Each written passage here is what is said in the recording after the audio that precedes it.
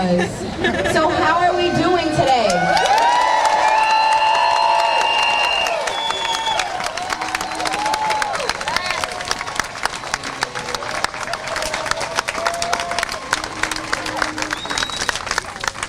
It's wonderful to see such a beautiful crowd out. Unfortunate circumstances, of course, but it's still beautiful to see you all here, supporting, here for a good cause, and here fighting the good fight. Again, my alias is Oxenfree. I am the leader of NYC Revolutionaries. Thank you. Thank you. A couple of days ago, my team and I came together and we came to a protest, and we did not expect this to happen about a week and a half afterwards.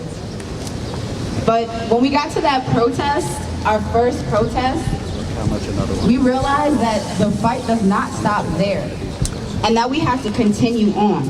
Am I right? Woo!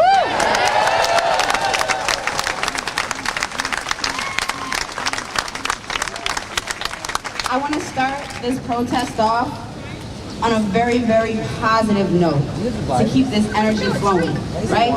I want you guys to all understand that 2 weeks ago, when this all started, well, restarted I should say, because this has been going on for quite an awful long time. But when this all started, so many people, and maybe some of you in the crowd yourselves said, what is protesting gonna do? What is standing up and speaking in the streets going to do? Clearly we're doing something, because look at how many are just here alone. Woo!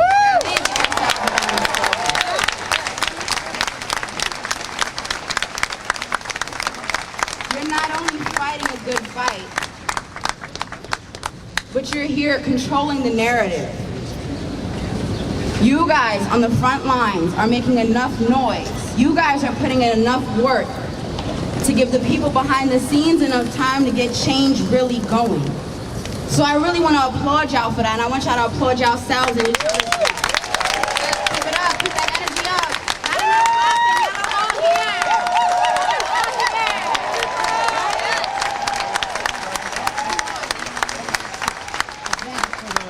Each and every one of you are becoming the change that you want to see in this world, and that's what it takes. You guys are doing what it takes to make it. And we are so appreciative of that.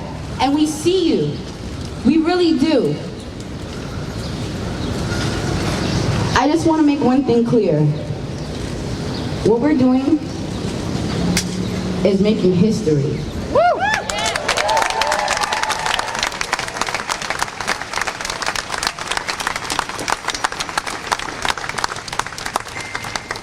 And when it comes to history, we can learn a thing or two by looking at it. And I want to be real with y'all, because as a leader, that's how I feel every leader should be. If we do not keep this momentum going, if we do not keep on applying pressure, persistence, making sure that we're heard, creating the space and taking it back, the pushback will be insane. That pushback will be terrible, not just for people who look like me, but every single one of us. As a human race, they will continue to make sure we suffer.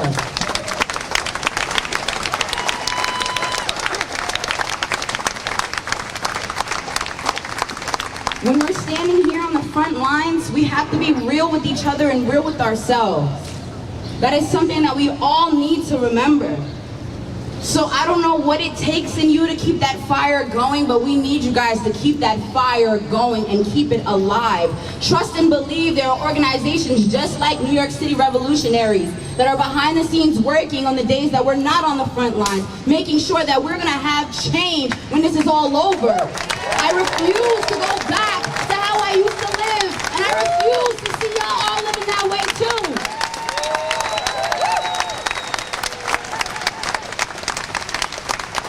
This right here is the city of dreams.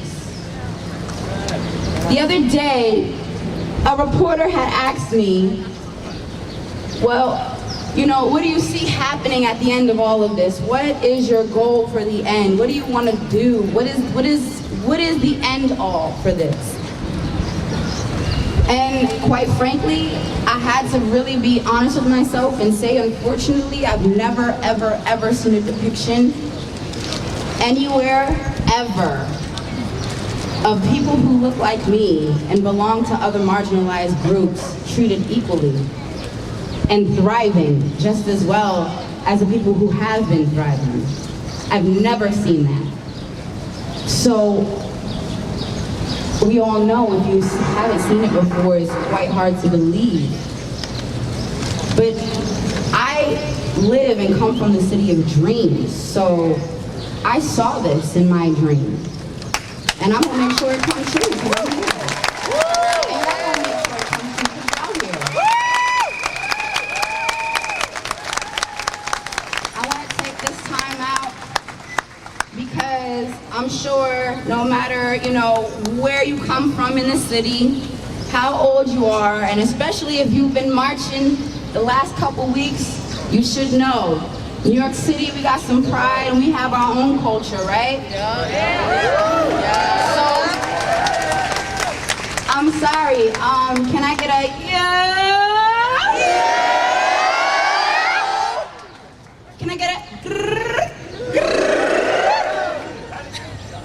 Now, one of the things that we like to do when NYC revolutionaries, or NYREV for short, throws a protest is one of the things that's very important to us. One of the reasons why we protest is to take back space, to take back our space.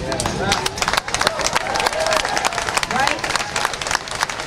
So we like to keep the dancing, and we like to keep the chanting, and we like to keep the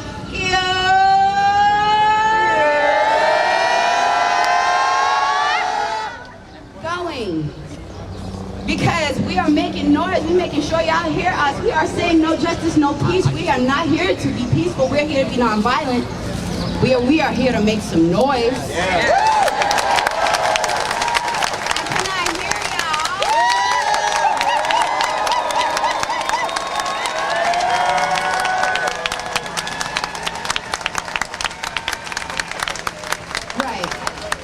Right. As we should. As we should.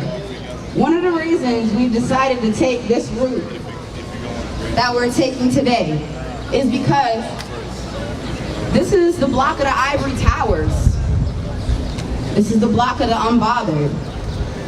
This is the block of the 1%. These buildings going along this block, on and on, such beautiful architecture. Put together by some people who will never ever be given credit for it. Right?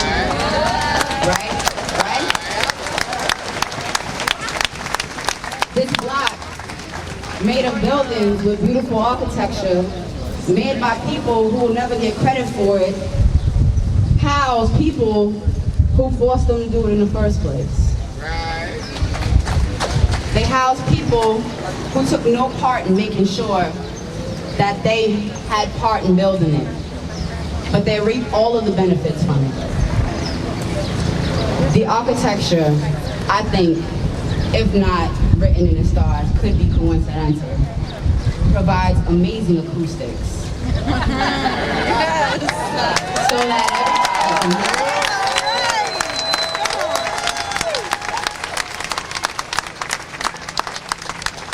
This is one of the most popular blocks in New York City. So I want to make sure we're making noise. We're here for the right reasons. We're not just here to take pictures and put them on Instagram. We're not here looking for clout. We're not here for none of that. I just found the key to this microphone. Okay, I got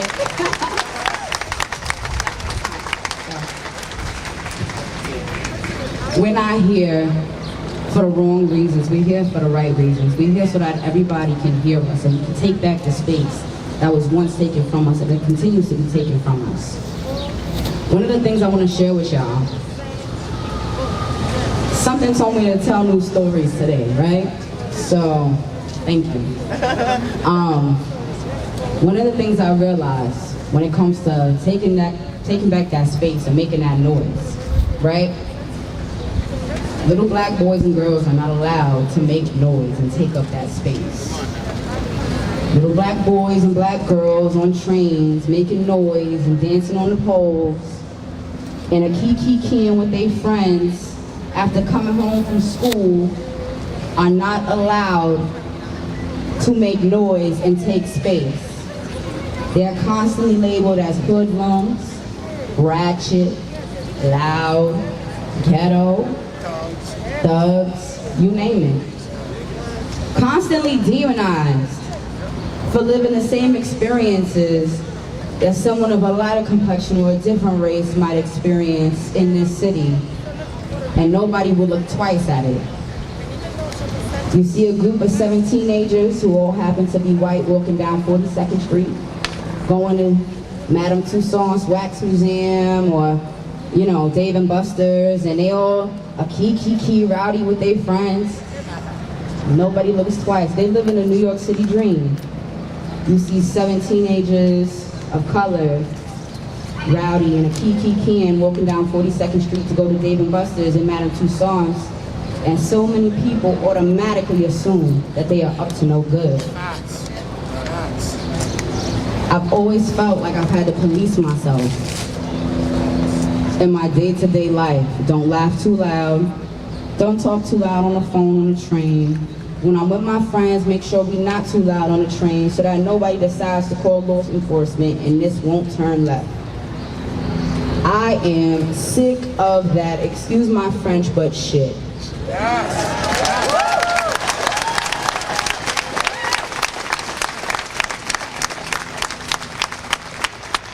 One day I realized I was sick of that, and I decided to laugh as loud as I wanted on the trains. And I said, to hell with anybody who had a problem with it.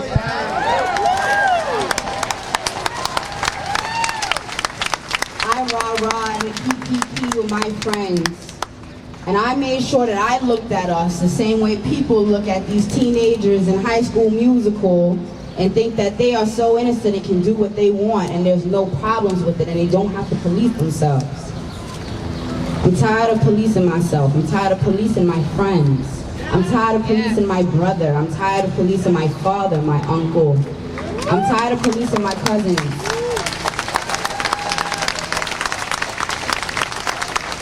I'm sick of it. So that's one of the reasons that we are out here. We continue to make noise and we continue to rattle the buckets and ruffle feathers. We make them hear us. We make them see us. You can't deny the undeniable. That makes you insane. You saw us. You continue to see us. Look at the change that's being made. They see us all right. They see us. And we got to continue to make sure they see us. Now, I also want to take a moment to let y'all know we are also not just here, fighting for ourselves in New York City, because by most definitions, we are pretty liberal, we are pretty on the left, we are pretty free compared to other states, or other places in the world, I should say. Now, our brothers and sisters in Mississippi, our brothers and sisters in Baton Rouge, in Kentucky, Tennessee, Florida, Alabama, North Carolina, South Carolina, Georgia, Alabama, Virginia, West Virginia, North Dakota, South Dakota, Arkansas, Kansas, Oregon, Alaska, Hawaii, Arizona, need I go on, New Mexico. All of these brothers and sisters, they need our help. Because this right here, we have the right to do. It's nonviolent. I wouldn't call it peaceful. Like I said, we taking the noise back. But this is nonviolent, and we have the right to exercise this movement, right? We have a privilege as New Yorkers, as Northerners, to come out here and do this. I our brothers and sisters in all those states that I named and all over the world who do not have that privilege are relying on us to help them so that they can help us. We need to remember that that is also one of the reasons we are fighting.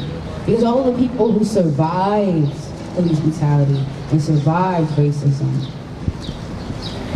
and survived bigotry and biasness, they still stuck down there. And what I like to say is, a lot of us here, including myself, our parents or our grandparents or great-grandparents came up here from the South, escaped. We knew it wasn't legally, wasn't considered right back then, but it's something that we consider right now. We made it. Now it's time to go back for them. And it's time to save them and bring them with us. Can I hear some noise?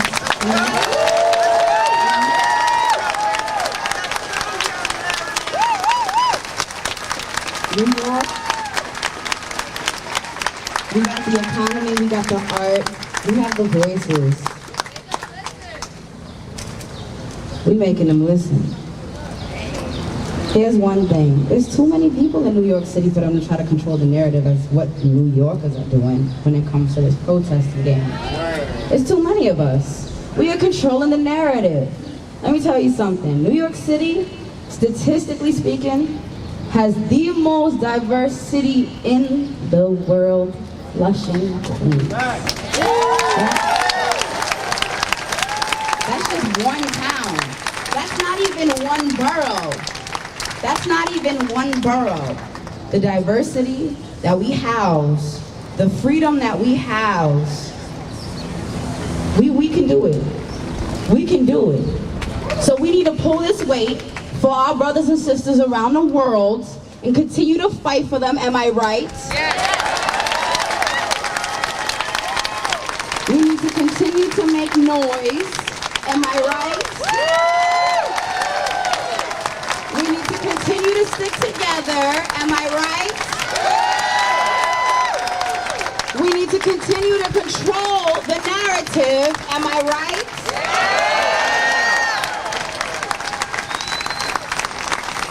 Because every day, more and more people, as we all see on social media, went from, why are they rioting? Are they rioting? Are they looting? They're not looting. They're peacefully protesting. Look at this Facebook video I just saw. Look at, my friend is live streaming from the protest, and they got the cops kneeling with them. What's going on? I think that this might be the right fight. I think that this is the time. It's been 400 years. Y'all know what I'm talking about. It has been 400 years.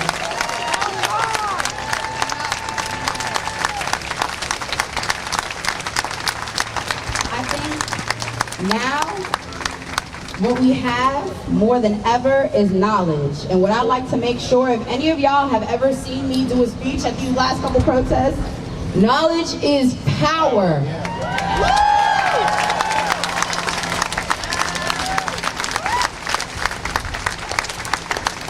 There's no superior force that's about to take us out. It's not happening.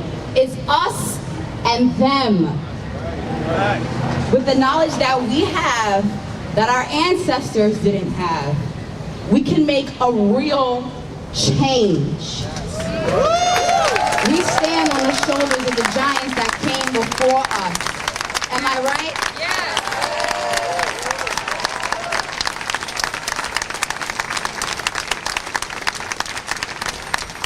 We have hope. And that's what makes us winners, right? We have hope. We have a feeling that this is going to change, and we are keep on pressing for it. Now, I also want to say this before I forget. I personally want to make sure every single one of y'all, all the way back there, all the way back there, all the way back there, and other people that hear us and plan on joining us, I want to make sure all of y'all make it home tonight so that we live to fight another day.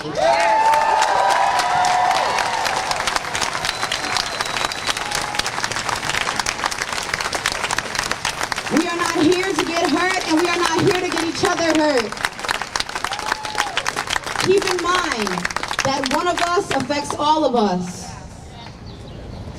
All for one and one for all. So what you might do because you don't care might affect the person next to you who really, really, really does. We do not have time for that. We have gone on with that too long. We don't have time. Now it's time for a real change. We have people following us with the PA system. We want to make sure that they are safe because they are helping control the narrative. Do you understand? Yes. I know y'all hear them bells. There's a couple of bikers and skaters in the crowd. Skaters, I stand with y'all. I'm a quad skater. We hear y'all in the crowd. We protect each other. These bikers are not just here to help us, we're here to help them. We look out for each other. Do we understand? The only way we're gonna do this and win this is if we stay as one. I cannot stress this enough. I know we have had it up to here and then some, but we are trying to win the war. F the battle. We live to fight another day. That is our motto, NYC Revolutionaries, not Rev for short. We live to fight another day because this system is still corrupt. And I need y'all to understand this. This is where knowledge is power. This is a game. Yes, we might not be able to play it the same way that they're playing it and win, but where there's a game, there's cheat codes. And we need to use those cheat codes to master this level, am I right? Don't get it twisted, we out here and yes, we scratch the surface, if that, then so, of change, if that. But do not get it twisted, this system is still corrupt, which is why we're out here every day. Do not get it twisted. They will take whatever you give them and run with it. If you guys are all gone, there's nobody to get you out. So we need to make sure we all stay non-violent at this protest. If you see someone veering off track, grab them, say, hey man, hey sis, this is not what we're here for. We're here to fight the good fight. We make sure we remember that, okay? I cannot stress that enough. We are still fighting a corrupt system. I know you guys are angry and frustrated, and I know you guys want to say to hell with the rules, but we just gotta play by the cheat codes and look for the loopholes, and I promise you we will get there. I promise you.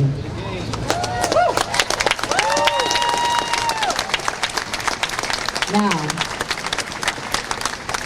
again, for those of you who might not know, my name is Oxenfree, right? That's short for Ali Ali Oxenfree, right? That's come out wherever you are, right? That's a code word. Yeah, so I like to live it. We're here to live our freedom and we're here to live our truth, period. Right? Right?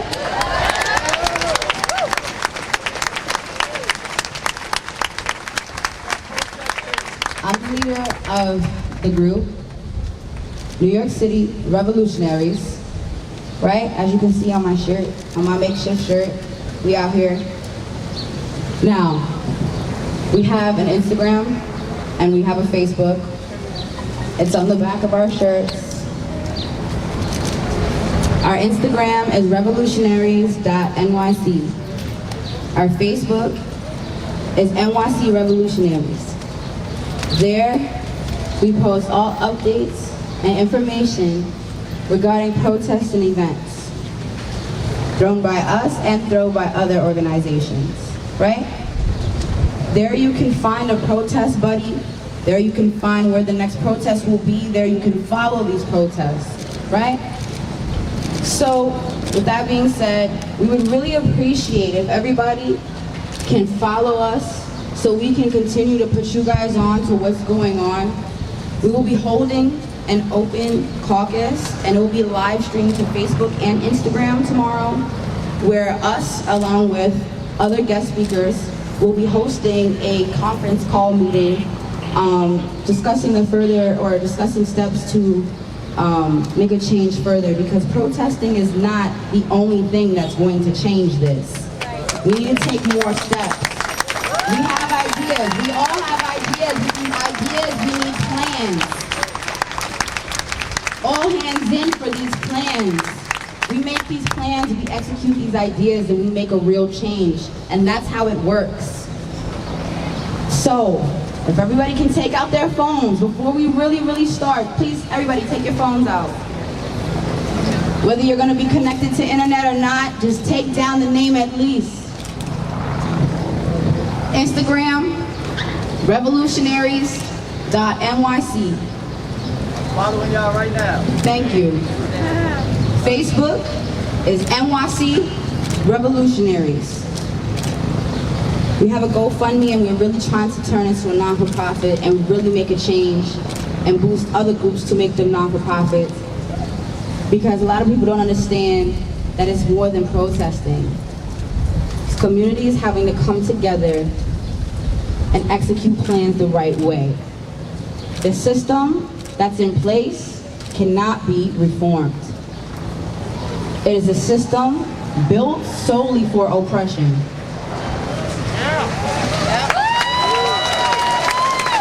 There is no reforming the system. We threw that out the window a long time ago when the system kept on pulling these loopholes. We threw that out the window. Now it's time for us to create a new system, an ideal system. Nothing crazy, because that's not what we want. We want equity and we want peace. We want justice.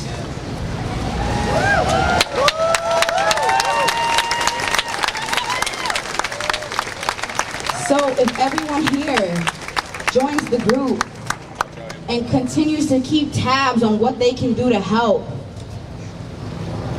then don't you guys think we have, a huge chance of winning this war?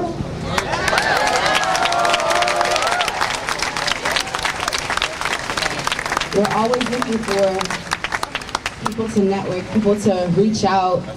We have connections, we just need a little extra help.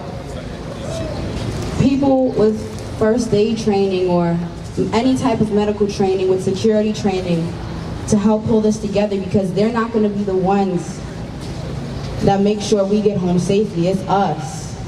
And we can only do that if we all stick together and use what special talent that we have to make it happen. Am I right?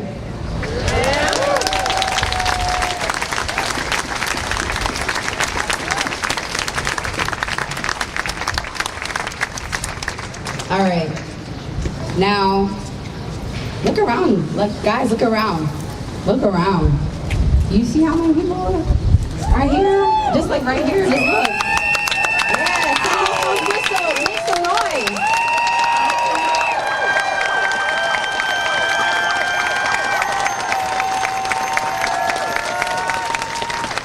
Y'all, this is the start point. We've only just started, right?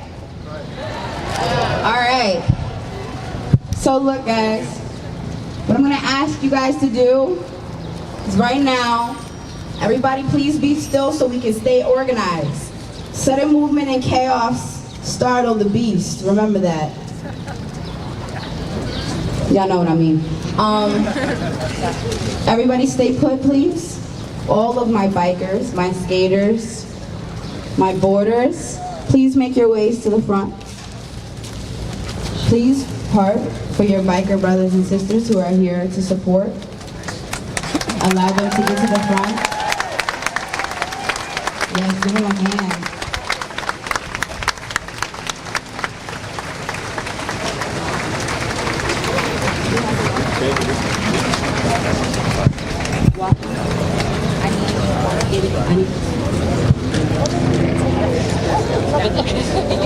Everybody please stay put. I'm going to take one more. So we're waiting for this.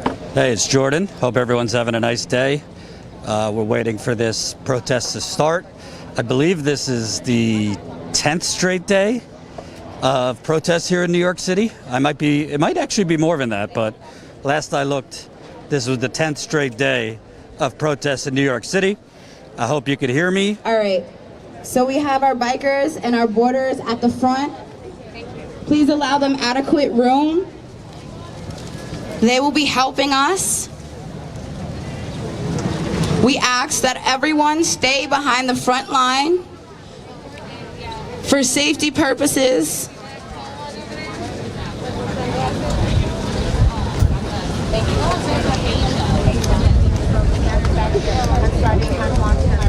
Make sure you smash that like button. We need as many people as possible watching. Press the like button right under the video. More people that press the like button, the more people that will see the live stream. Also share this live stream to your different social media platforms. Too bad I couldn't have gotten on the microphone and told people to follow us on Instagram too. Would have helped. It's okay. This is, I believe, the 10th straight day of protests here in New York City. I covered a couple days ago. Jen's been covering protests in D.C. We've also covered protests. We've also covered protests in Minneapolis, in Los Angeles, in Philadelphia. We've kind of been all over the place. And you know what? Honestly, I mean, it's definitely not the crowd size that it was like 5 days ago, but it's still pretty big for 10 days later. It looks like there's I'd say a couple hundred people here. It's been growing while that woman spoke. I'm not good at crowd count, but it looks like several hundred people here at Washington Square Park, which is downtown New York City. I think they're marching uptown, so we'll see where they march. It's hot. It's about 80 degrees out, humidity. I brought my sweat rag, and I'm proud of it. No shame. But really powerful words from that speaker. I hope to interview her a little bit later. She's with New York City Revolutionaries, which is one of the groups organizing these protests. And this protest is going on a day after there was a police oversight hearing. So basically a hearing about reforming the NYPD in New York that the NYPD didn't come for, and Mayor de Blasio didn't come for. So think about that. At a time when you have racial protests going on all over the country, the biggest police department in America, the NYPD, $6 billion budget, $6 billion budget. The mayor didn't show up, and the NYPD didn't show up.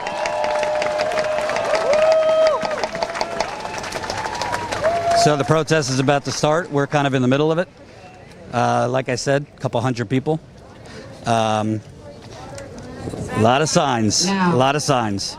I know voices get tired. Trust me, my voice just came back, and it's. And this is one of the more organized protests I've seen. So, if you have whistles, blow them. She's telling people to blow whistles. If you got feet, stomp them. If you have a voice, boom it. I want to hear yo's. I want to hear chants. We're making some noise because we're not here to celebrate. We're here to take our space. Never let that noise die down. Do not give them peace.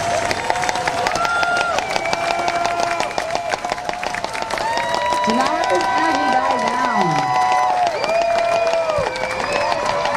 Right? So,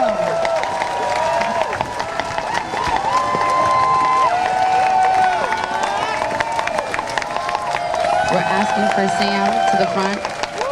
Sam to the front. Sam, medic to the front. A lot of energy. A lot of energy. Sam, medic to the front, please. For Before we leave, and before we start that clap, because I want to do that too, right? Let's all take a moment of silence before we start. Let's regroup. Let's channel that energy so we can keep this fire alive, right? All right. Before we take that moment of silence, I'm just going to say, Sam, medic to the front. Sam, medic to the front. All right, let's conduct a moment of silence. They're doing a moment of silence here.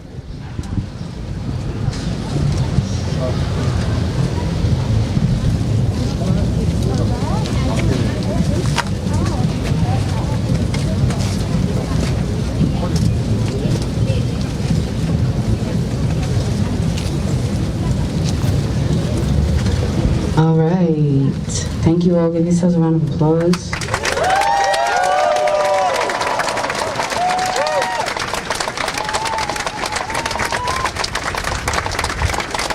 One more time, Sam, medic to the front. Sam, medic to the front. All right, y'all. We're about to get going, and I want to hear some chanting. I want to hear some clapping. No justice? No peace! Whoa, what was that? Oh. No justice? No peace! No justice? No peace!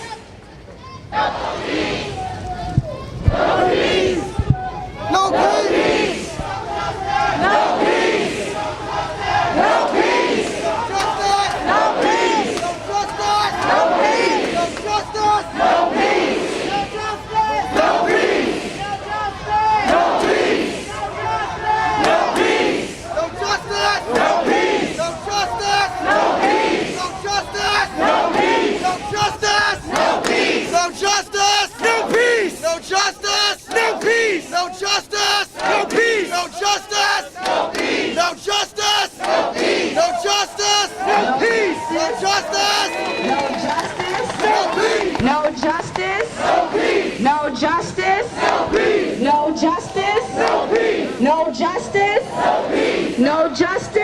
justice! No peace! No justice! No peace! No justice! No peace! No justice! No peace! No justice! No justice! No justice! No peace! No justice! No peace! No justice! No peace! No justice! No peace! No justice! No peace! No justice! No peace! No justice! No peace! No justice! No peace! No justice! No peace! No justice! No peace! No justice! No peace! No justice! No peace! No justice!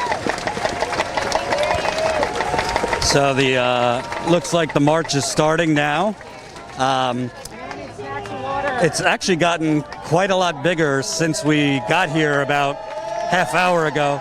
A half hour ago, I would say, a half hour ago, maybe there was like 300, 400 people. Now it looks closer to 500 to 1,000. No justice. No peace. No justice. No peace. No justice. No peace. No justice. No peace. No justice. No peace. No justice. No peace. No justice. No peace. No justice. No peace. No justice. No peace. No justice. No peace. No justice. And you see signs for black people are not criminals. Cops who kill black people are criminals. No peace. No justice. No peace. No justice. See signs for black is beautiful. See signs for vote Jamal Bowman, who's the rising primary challenger to Elliot Engel. He's got a lot of momentum right now, Bowman. But Bernie has endorsed him. AOC has endorsed him. No peace. No peace. No peace.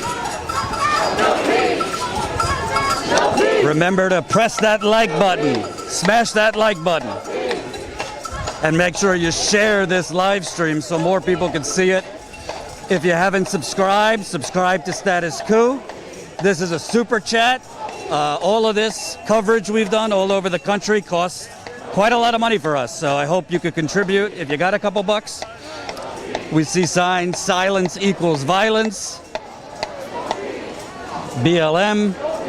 And you know, I think I have heard from some people I've spoken with, like, all right, well, what are they still protesting for? The officers were charged. Extra mask, extra mask. The officers were charged. You know, police departments around the country are now doing reforms. They've gotten the attention, so why are they still protesting? Well, I think the point is, in the past, a lot of times these protests have happened and kind of flamed out after a week, 2 weeks, and it goes back to business as usual. So what they're doing in New York and LA and Chicago and everywhere is keeping the pressure going so that the powers that be can't go back to business as usual. There you see Justice for George sign. And I always love the beginning of this because everybody keeps looking at me like, who's this with the, what status quo? So it's always nice to have the suspicion when people are looking at you. But then they realize we're actually one of the good guys. Our streets! Our streets! Our streets! Our streets! Our streets! Our streets! Our streets! Our streets! Keep pressing that like button, keep pressing the share button. Get this out to more people. Our streets! Our streets! Our streets! Our streets! Our streets! Our streets! Our streets! Our streets! Our streets! Our streets! Our streets! Our streets! Our streets! Our streets! Our streets! Our streets!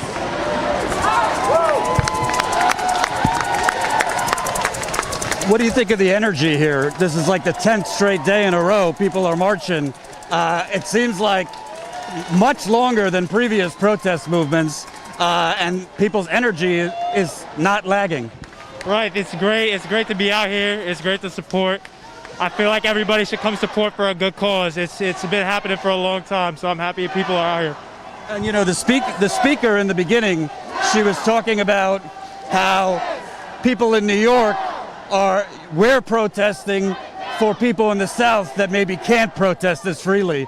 What did you think of that in terms of the power New Yorkers and people in the North have that maybe Southern protesters don't?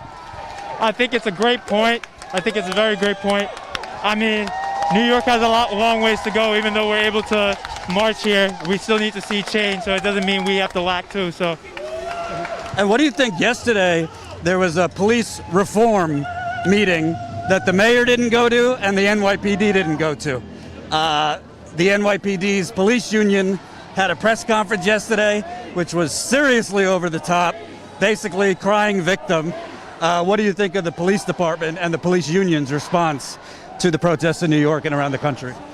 I think it definitely shows that, you know, we have a long ways to go, and then we got to keep doing this, and hopefully some change is going to happen sometime. So, yeah. What's your name? Navu. Thank you.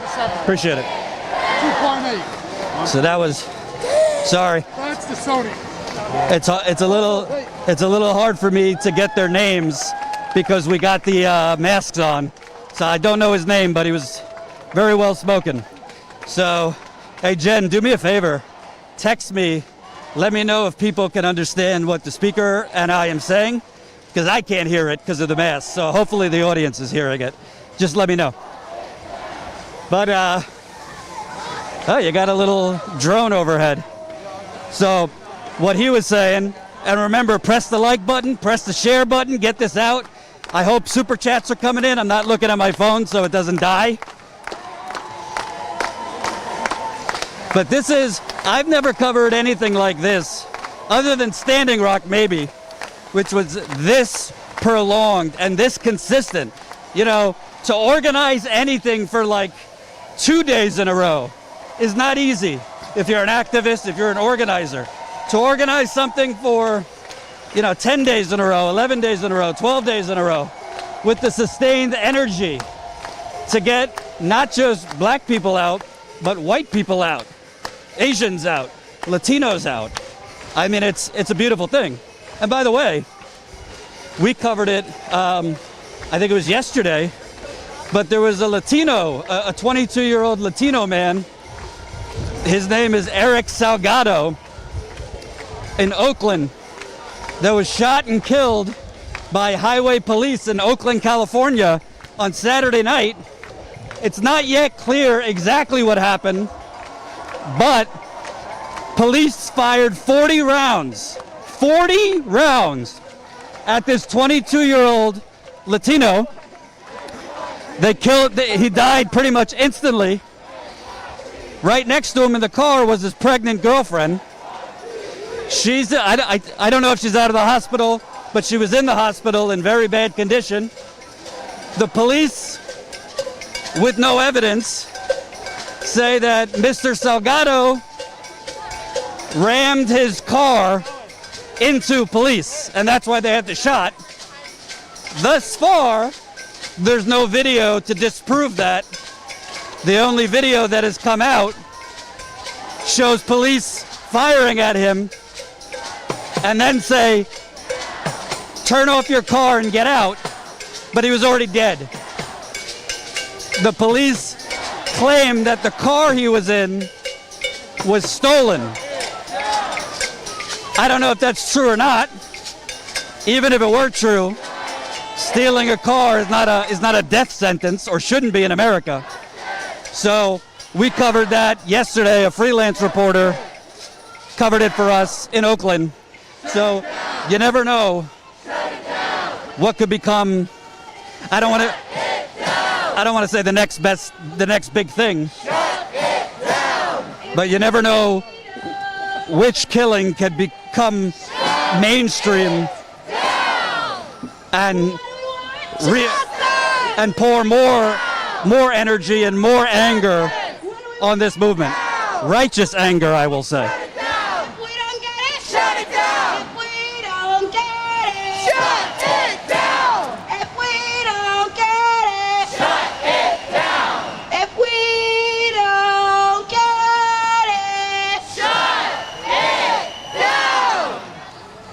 I'm sorry, my brothers and sisters. Can I get through here? I'm sorry. We stopping at 14th, y'all.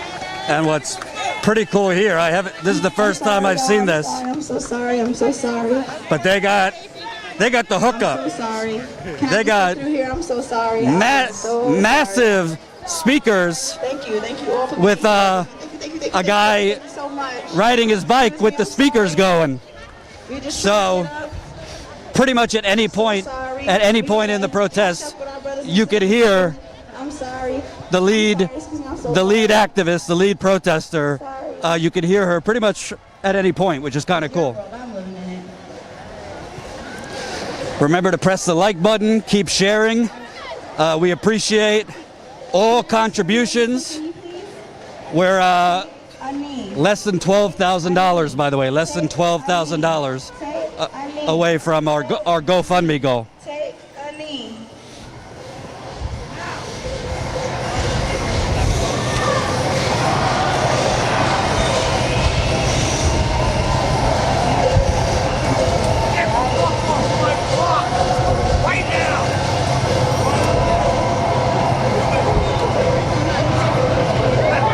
All my brothers and sisters in the back, all of you guys in the back, please come up and take a knee. Thank you to our bikers, skaters, and border brothers and sisters up here. I'm not going anywhere. You don't have to. We're not either. You just don't have to be a jerk to these children. I inherited the House of Orange Nassau, and you did not. Oh, that's so awesome. guess what? You are on my fucking property. Do you understand that? Do you understand that? We don't live in an aristocracy. I don't think the street corner. I don't think the street corner is your property, sir. I don't think the street corner is your property. The House of Orange Nassau incorporates century do you think this is? what we now talk about as the United States. Oh, you inherited it? Yeah. Oh. I did. Yeah. But King from William whom? III landed. Everybody who's I'm not here, sure he's mentally I well. want you to look behind you. I could just keep shooting that and go viral, but I'm not sure he's mentally well, so I don't want to. Yeah. Is that not beautiful? Journalistic integrity sometimes can cost you money. Right. I hear you, bikers. But whenever I have a doubt if somebody obviously there's nothing wrong with having mental challenges, but I don't want to exploit if somebody has a mental Like I said before, disability. So, if you're just now joining in on this protest, so right now they're kneeling. non-violent, but not peaceful. We want to make sure that we're making as much noise as possible. But we are not agitating these beasts that are around us. Am I right? We're taking a knee for something serious here, y'all. Let's make sure we stick together. Make sure we're taking over the streets, because that's why we're here. Let's get it, y'all. No justice? No justice? No justice? No justice? We got No justice? about Justice? 400 viewers. No justice? No justice? No justice? Keep pressing the like button. Keep pressing the share button. Get this out to as many people as possible. No justice? We want to get a much bigger audience than this. No justice. No justice. No justice. No justice.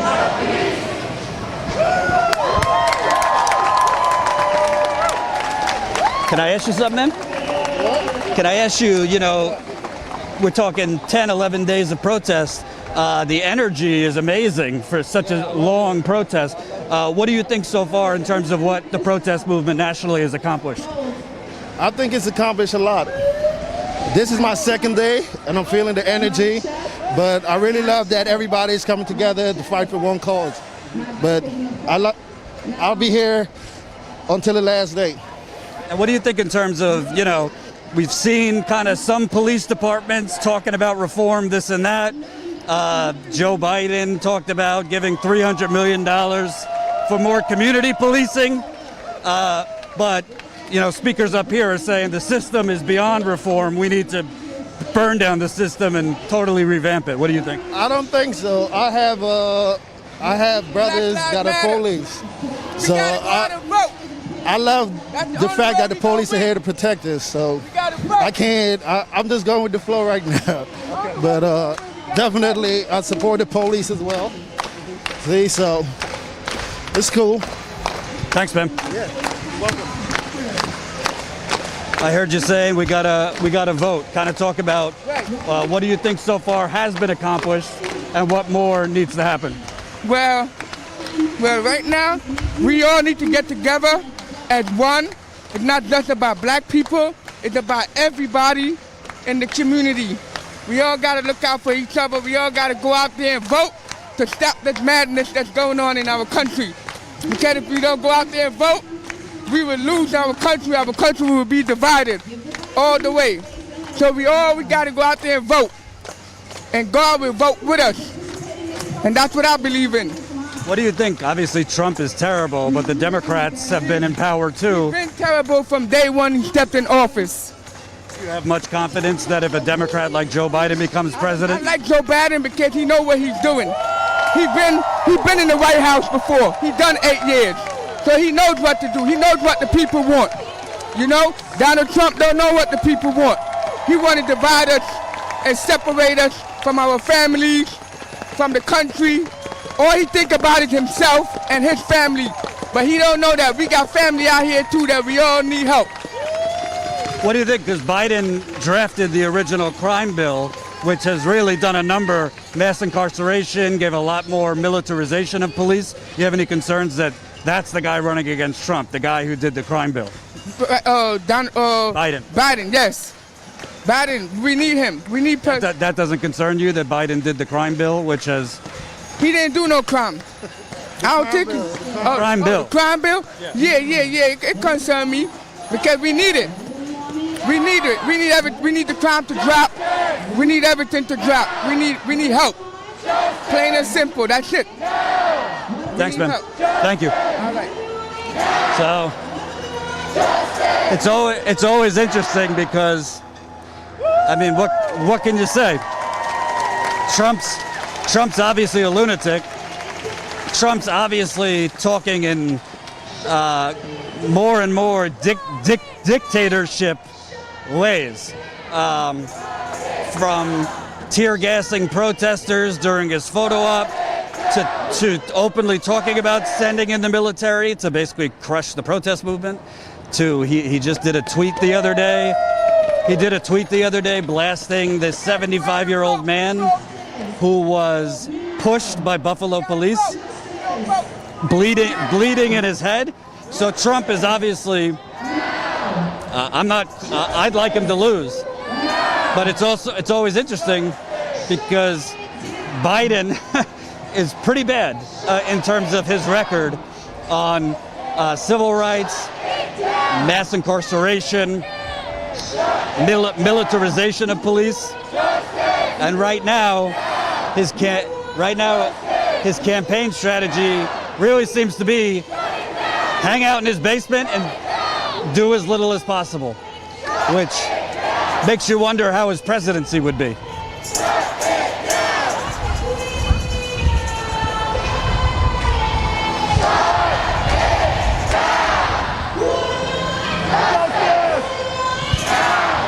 So if you're in New York City, we're on 14th Street and 5th Avenue right now.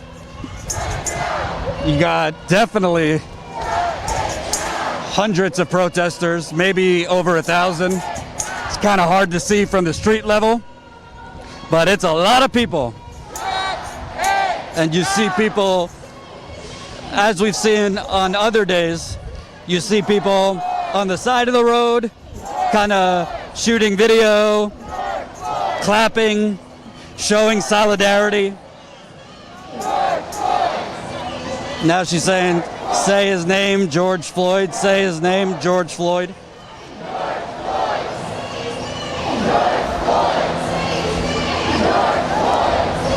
And I think it's important specifically in New York City.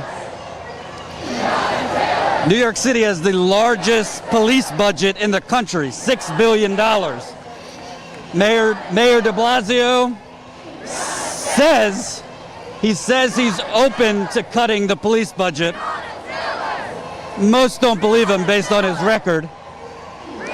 And the other question is, how much are you going to cut the police budget by? You know, the Los Angeles mayor was willing to cut it by $150 million or something like that, when they have over $3 billion LA budget. So people here are not going to be satisfied with a little haircut to the budget. They want massive cuts and real investment. It's not just about police brutality, it's about the economic violence towards the black community, the brown community in New York City and many other cities.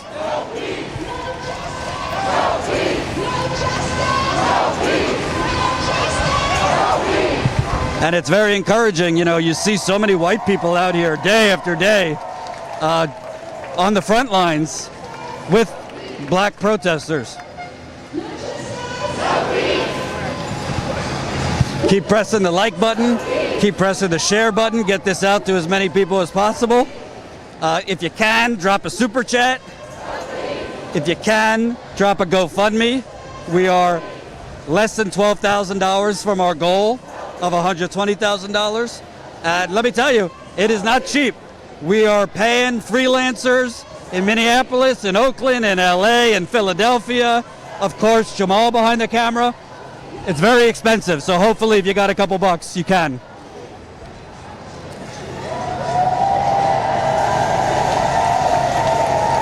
You see signs, stop killing black people. See Black Lives Matter, abolish the police. Speaking of, Joe Biden and his campaign very quickly came out saying no to defund the police. So they're not even pretending. What do you think about that? Because that one guy I spoke with, you know, he was kind of Trump's terrible, Biden, love him. Well, he's right. We're eventually going to have to make a choice when it comes to the vote. And I think that black people or all people should hold their vote hostage until we get what we want from these, candidates. Because we're not just going to vote them off just because they're on one side or the other. I'm frankly tired of it. I don't think it's going to be enough for Joe Biden to just say that we're going to make incremental change. We need radical change, and we need it yesterday. So that's Jamal behind the camera. I'll get the camera later and put him on camera. That's I think that's the Empire State Building, if I'm correct.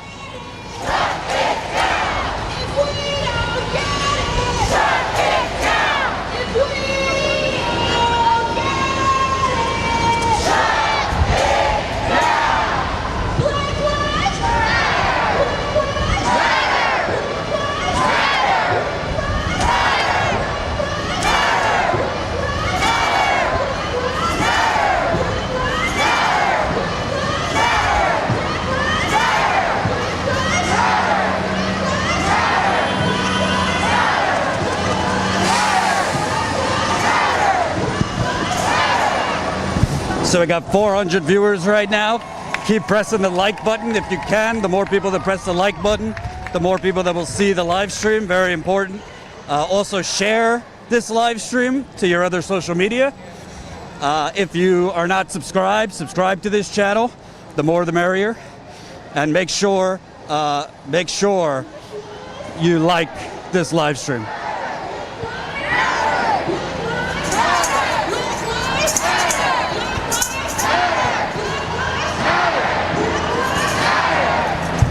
Excuse me. What do you think of the energy out here? 10 days, and it keeps growing bigger and bigger. This is my first day in the city. I've gone to a lot of protests in Queens. I'm in Long Island. It's my first time in the city. I'm loving this energy.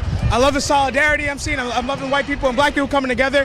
I love everyone realizing that this isn't a black and white thing anymore. It's an everyone versus racist thing, and that's what I love to see. I love this energy, and I hope this continues until we see some real change. It's interesting because I don't know if you noticed, but the police union came out really strong yesterday, kind of playing the victim. We're being attacked, this, that, and the other thing. Same thing in other cities. But it seems like finally protesters and that kind of multiracial coalition is standing up to those bullying forces. 100%. As they say, sometimes the internet is undefeated. I saw a video of the same exact New York Police Department. They came out with the same video, but they put a compilation of all the tremendous or horrible things we've been seeing. Hopefully, a lot of police in the New York Police Department during these protests are not treating people well, and because we have the internet, we're allowed to see that. So they can come out with the statements all they want, but the video's out there. We have the truth. We know the truth, and we're going to keep protesting until we see real change. That's why we're here. What do you think of de Blasio when asked, "Will you cut the police department?" He's kind of like, well, he won't give a straight answer. New York City Police Department is $6 billion. It's the largest by far in the country. Joe Biden did not go for defund the police. So right now you have Democratic politicians. I mean, we know Trump is terrible, but you got Democratic politicians kind of giving lip service, but not willing to go all the way. That's why when we sit here and say the system is fucked, the system is fucked. The last 2 years, we've had some bad people to choose from. We had Hillary and Donald Trump. Now we have Joe Biden and Donald Trump. We got to pick whoever's the best. But at the end of the day, we need to go at the local votes. We need to vote our local people in. When it comes to de Blasio and Cuomo, they don't want to. When it comes to de Blasio and Cuomo, I understand that they don't want to defund the police. But we have to understand that we can defund the police and a lot of good things can happen from it. And as we see in other states, they're starting to follow suit. Maybe we'll see some good things happen out of them, and they'll set a precedent. That's what I'm hoping for. What do you think? You can't get into Blasio's head, but he's term limited next year. This is what he ran on, and he's got the people behind him. It seems like if anybody, he has no re-election to worry about. Why do you think it's so difficult for a mayor like de Blasio to simply just lead? To simply lead? Yeah. They got too many connections. They don't want to hold on to, but they got to realize at the end of the day, they're for the people. They're supposed to be for the people. This right here is showing that the people we have in power aren't for the people. And that's why we're out here. Tell me about last thing. Tell me about your sign. World needs more humanity. The world does need more humanity.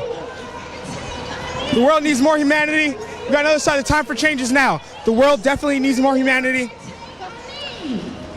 But I think that this is the start of it. I think this is a good start. I think this generation is making a good start for more humanity in the world. I see a lot of good things. I see a lot of shitty things, but hopefully the good can outsee the bad. What's your name? Emmanuel. Thanks, man. Appreciate it. Thank you. Powerful words. So they're kneeling again.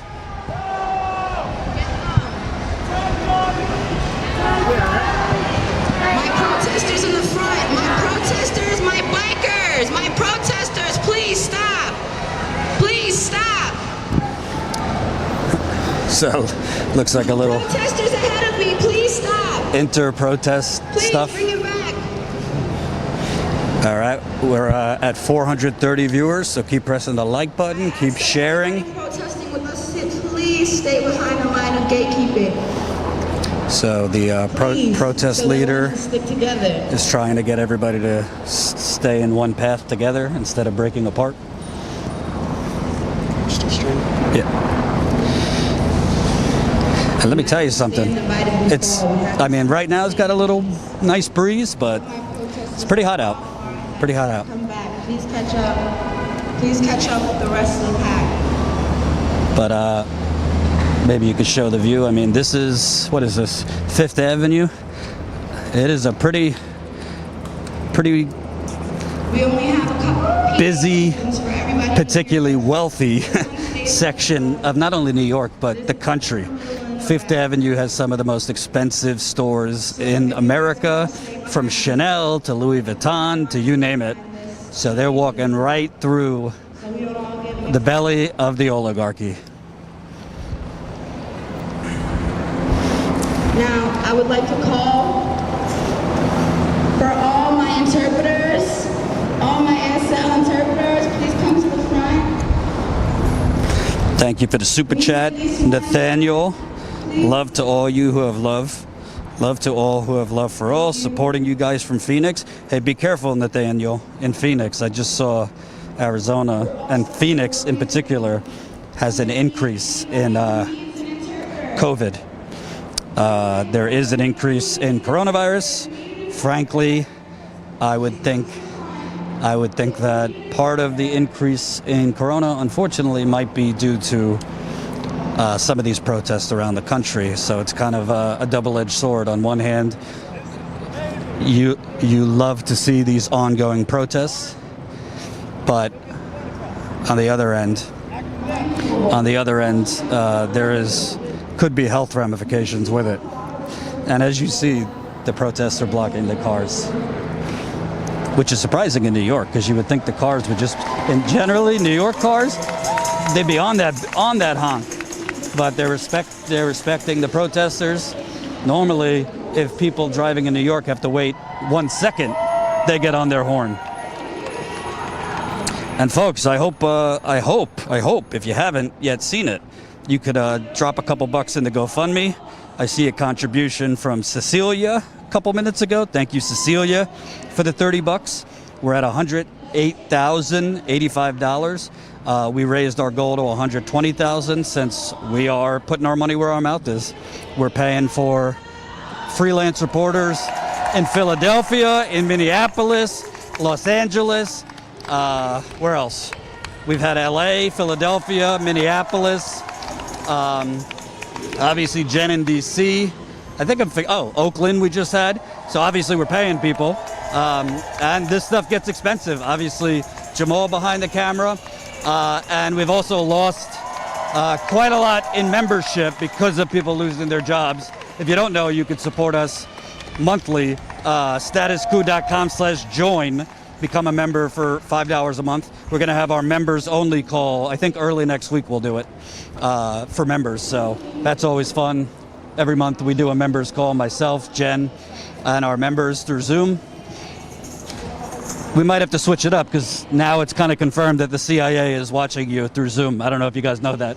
Yeah.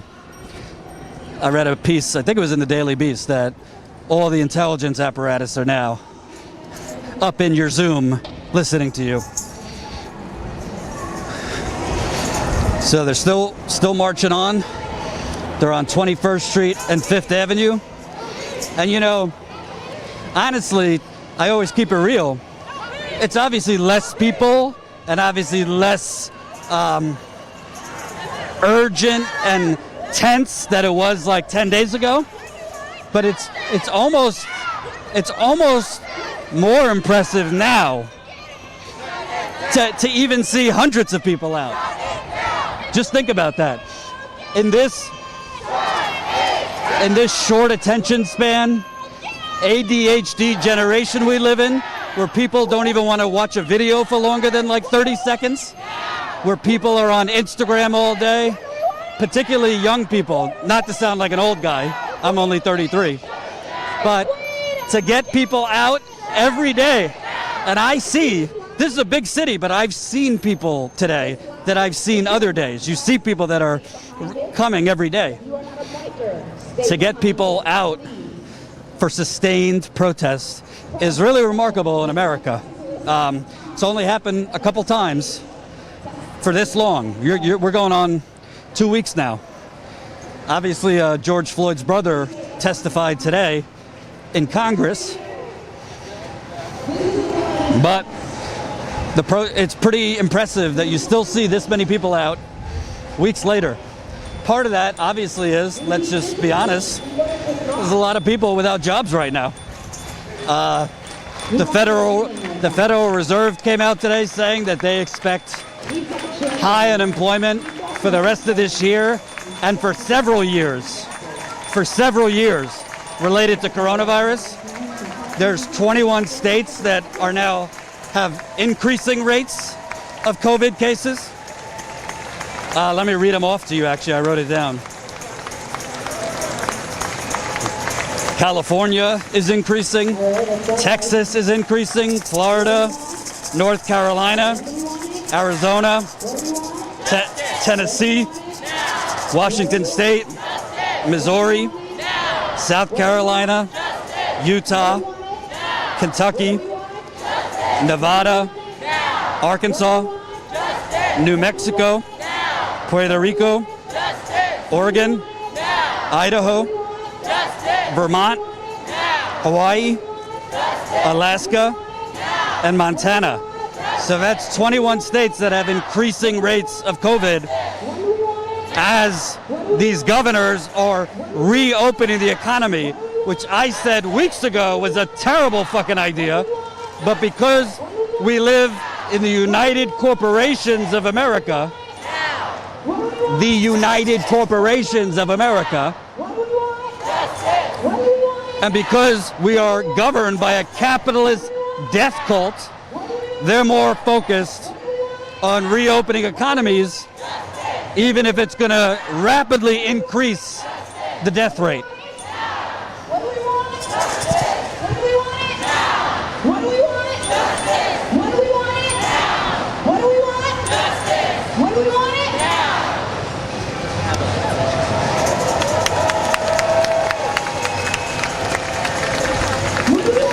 And you know, obviously I'm going to interview more people, but I wanted to tell you about something.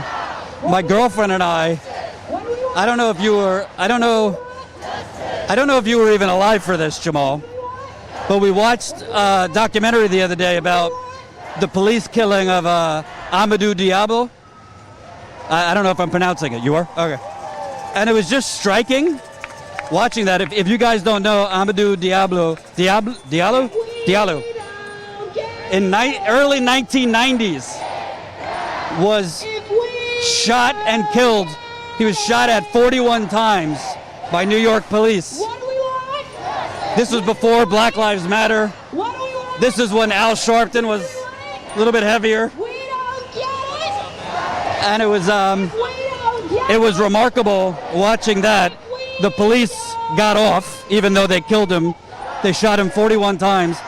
Literally, he was standing in front of his door trying to get into his apartment. They claimed they thought he was going for a gun. The police got off. And it's just remarkable watching that almost 30 years ago and seeing how little has changed. I would highly recommend you to watch this episode. I forget the name of the documentary series,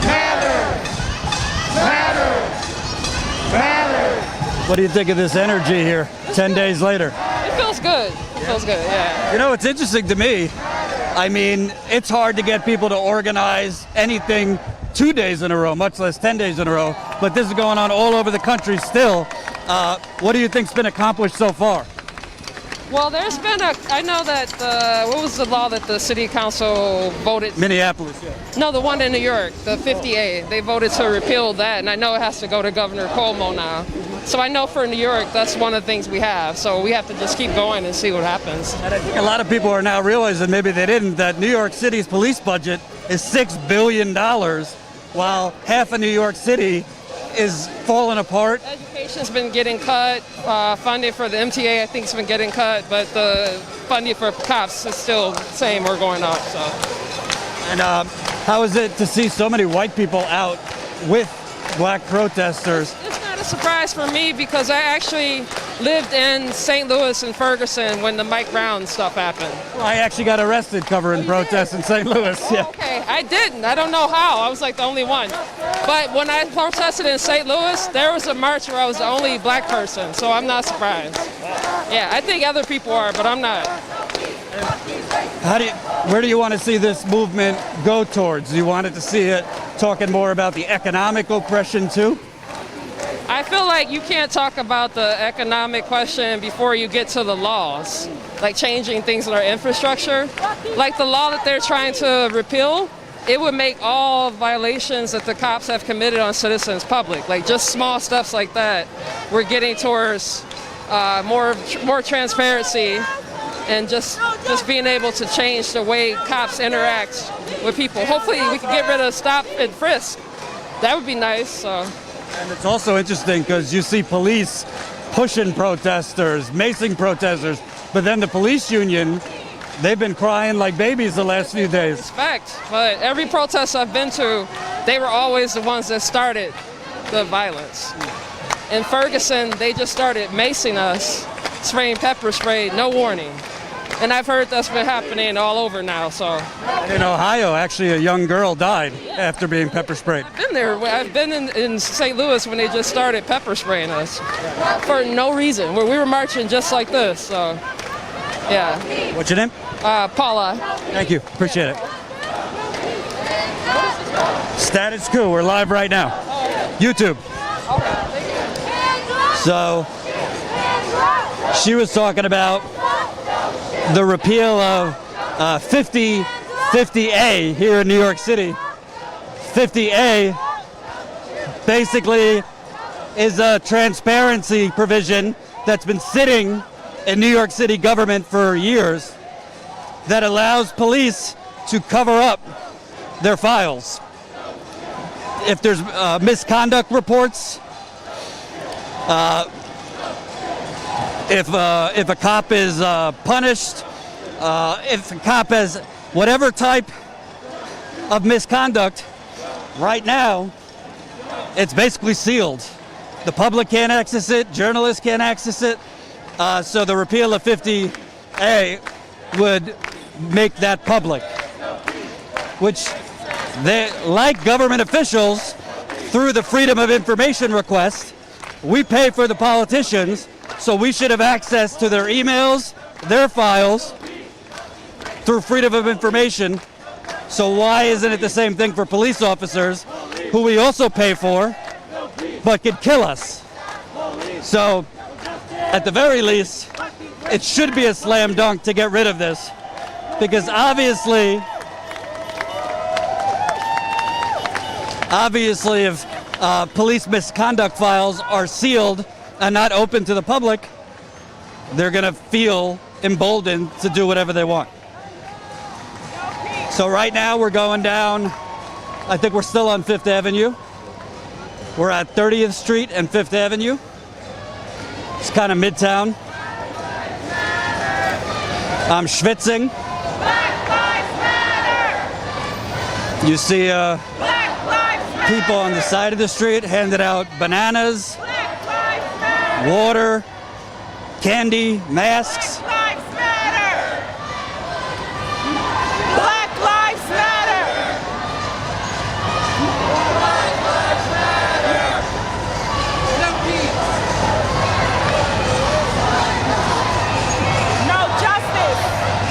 Let me see the chat here.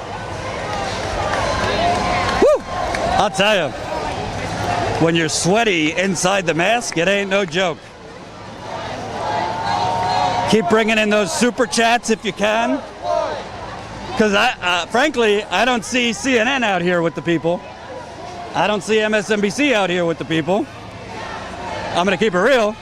I don't see the Young Turks out here, Democracy Now!, The Intercept. Status Quo is out here, and we're out in Minneapolis, and we're out in Los Angeles, and we're out in Philadelphia, and we're out in DC on a shoestring budget. So if you got a couple bucks, we appreciate it. Status Quo, you could leave it in the super chat. You could leave it in our GoFundMe. We're less than $12,000 away. And by the way, we've been covering police brutality long before protests sparked all over the country. For those of you early OG status quoers, early on, I think it was last year, we went down to Dallas to cover Botham Jean's murder, the 26-year-old African-American who was shot and killed in his apartment by a white police officer who just stumbled into his apartment thinking it was hers. Fortunately, she was convicted. We went to Chicago, covered police brutality there. We went when there was no clicks in it for us. We went when no one else was covering it. Because that's what we do. We're building not through clicks, but through you. So, obviously, if you can't support us, we get it. Tough economic times for everybody. But if you can, you could join us as a member for $5 a month. Statusquo.com/join. Every time I see a new member on my phone, it's like Christmas. And I'm a Jew. NYPD, how do you spell racist? NYPD.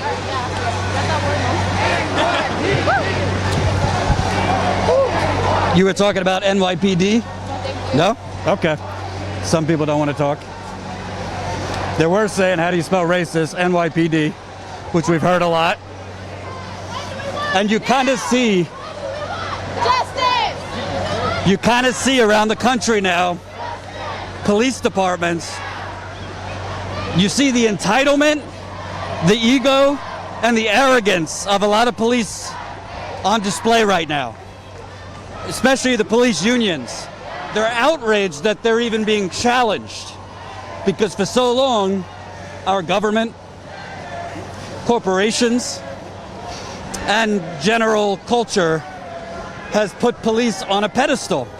I'm not saying it's not a difficult job. I'm not saying they're all terrible. That's not true.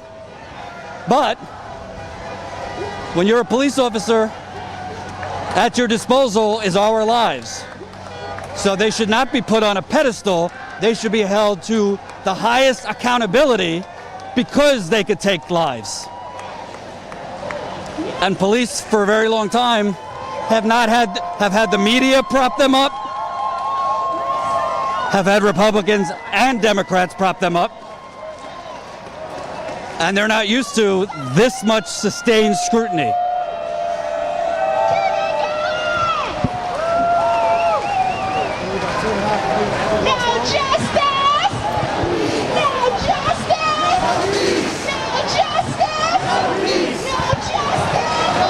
And remember to subscribe to this channel if you haven't.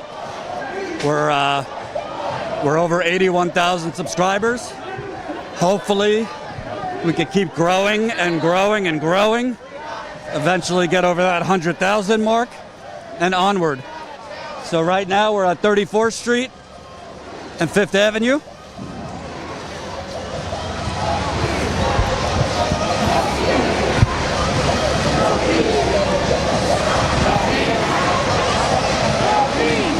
Still no justice, no peace.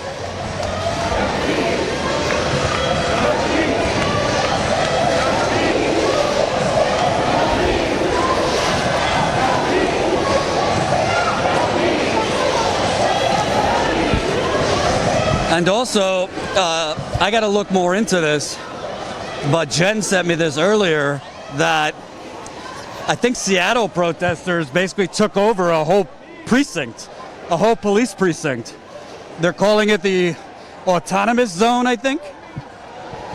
And they've taken over this police precinct and are making it kind of like a, I don't know, a commune, I guess. I don't know the exact specs, but it looks like 5 or 6 blocks in Seattle. It's a police precinct that they've turned into a commune, and they have, it's organized. And there were a lot of protesters who, in this space in Seattle, they had a massive projector. They showed Ava DuVernay's film, 13th, last night or 2 nights ago. So I might look more into that. Friend of status quo, Shama Sawant, city council member in Seattle, has called for Seattle's mayor to resign. And she's introducing a bill in Seattle to expel the use of tear gas and other militarized weapons by police. And, you know, I must say, a lot of these cities have Democrat mayors, Democrat governors. It's not to say the Republicans are your friend, but it shows you this is a bipartisan problem and a bipartisan disgrace. The fact that there hasn't been more of an uproar in America about the use of tear gas, period, by police, which is illegal internationally. It's not even supposed to be used in war. But you didn't see protests when the North Dakota police, who I called the oil police, were unleashing tear gas and grenades, rubber bullets, which, by the way, underneath that rubber is steel. I think sometimes people confuse rubber bullets as being non-deadly, but underneath that rubber is lead. And you can get killed by a rubber bullet. We just had a freelance reporter, Tina Desiree Berg,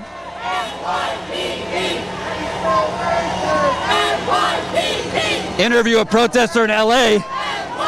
They shot a rubber lead bullet at his forehead. Half his forehead almost blew off. That's up on our channel right now. He was in ICU for several days. Luckily, he's okay now.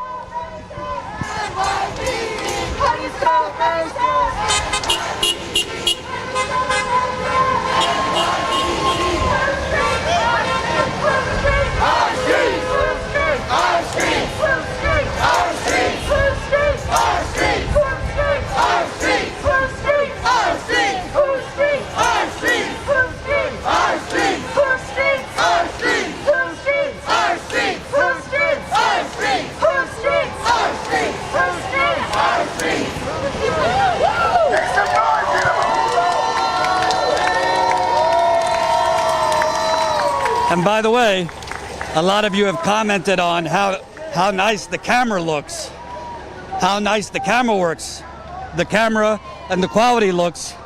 That's because through your funding, through your support, we were able to get a LiveView 600. In English, without getting so in the weeds, a LiveView 600 is the top of the line LiveView. It costs about $24,000. We didn't have enough money to get it during the campaign, but fortunately, after the campaign, we were able to upgrade to the top.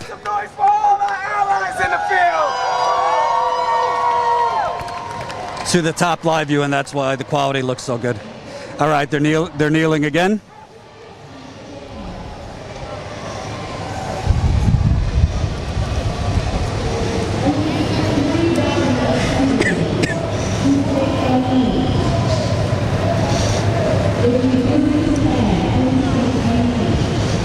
So they're at 38th Street and 5th Avenue.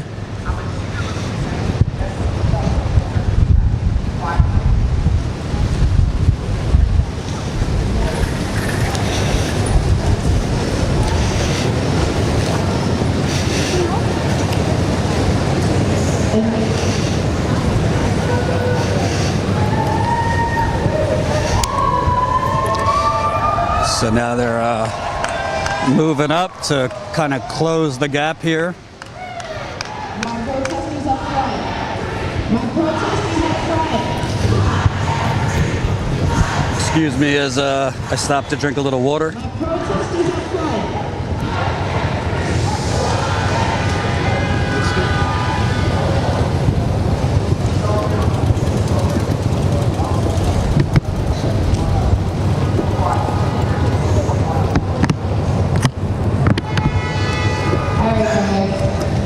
I want you to take a look around you. To your left, to your right, front and back. Look at your back. As you can see, we have company. Right? We have company.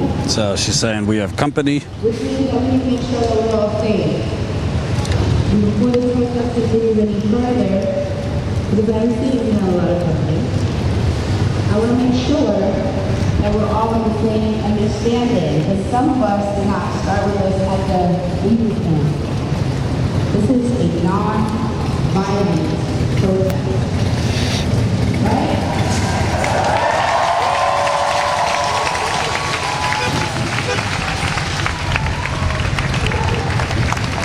So the speaker in the front is saying we have some company, which I assume means police. For us, we are here for humanity, because this is not just a black and white problem. This is a right or wrong problem. And we're here to fight the right fight the right way.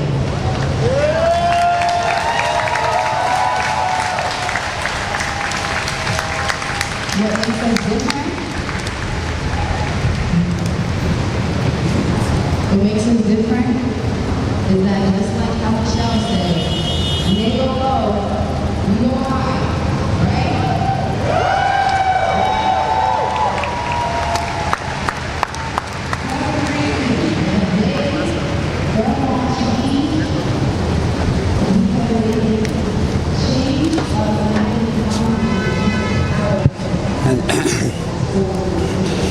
And you see up in the, towards the front of the protest, a mural of George Floyd.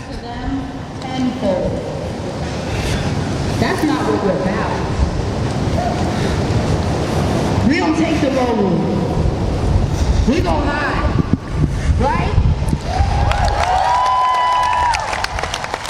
So right now, the lead organizer is basically talking about keeping this peaceful and nonviolent as they approach an area that has a lot of police.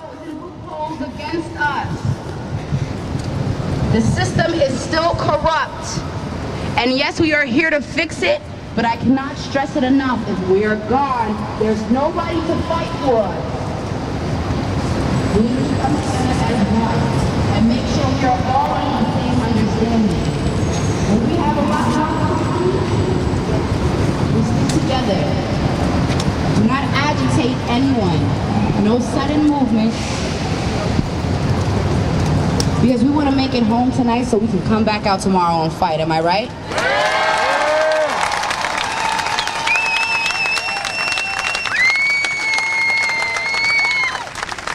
I don't know if you guys know where we are, and I've said this before, but this building right here is the most important library in New York City, right? Right? And in that library, I don't even know the number, but it's a big number of books, encyclopedias, computers, things with knowledge. What is knowledge, people? What is knowledge, people? What is knowledge? What is knowledge? Here, I I'll say 400 years ago, but I mean, it could have been 70 years ago. If I walked in here, I could have gotten in trouble for trying to access the knowledge that lies behind these doors, right? Our ancestors were not allowed to read, they're not allowed to write, because with reading and writing comes knowledge, and with knowledge comes power. With knowledge comes power. How do we fight this fight? Knowledge. How do we fight this fight? Knowledge. The more you know, right? The only way we can win this is with knowledge, because that knowledge becomes power. Educate yourselves, guys. Understand that the only way that they're able to control the masses is because they try to control our minds. They remove the shackles off our feet, necks, and hands, but not off our minds. All of you here today are here because of freedom, because you have been freed and you freed yourselves. They do not control your mind at all. You are here. You know your rights. You know you're fighting the good fight. We stick together. And we know if we stick together that we have the power to overcome this. No?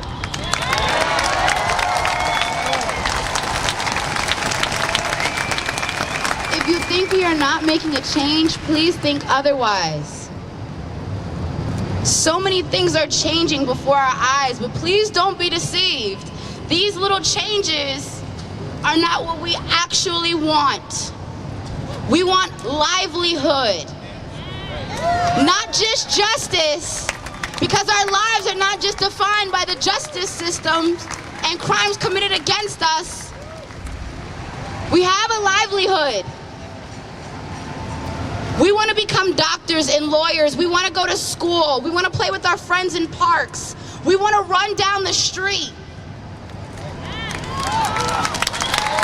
We want to live. We're not just chanting Black Lives Matter as in don't shoot us, as in that's the only thing that you can do towards us. And the next generation. Yes, yeah. We are more than just bodies being shot on TV. We are more than bodies showing up on your news feed as a hashtag.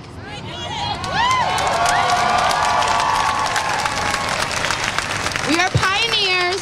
We are leaders. We are artists. We are mathematicians. We are doctors and lawyers, accountants. We are the youth.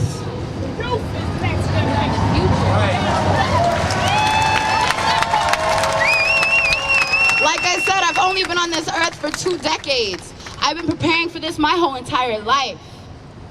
I've been waiting for this moment. This isn't a radical moment. This is my God-given right as it is yours. And we're taking it back. Please know that you are changing something. You are making a difference. And the only way we can continue to make a difference is to apply pressure. The whole world is watching us.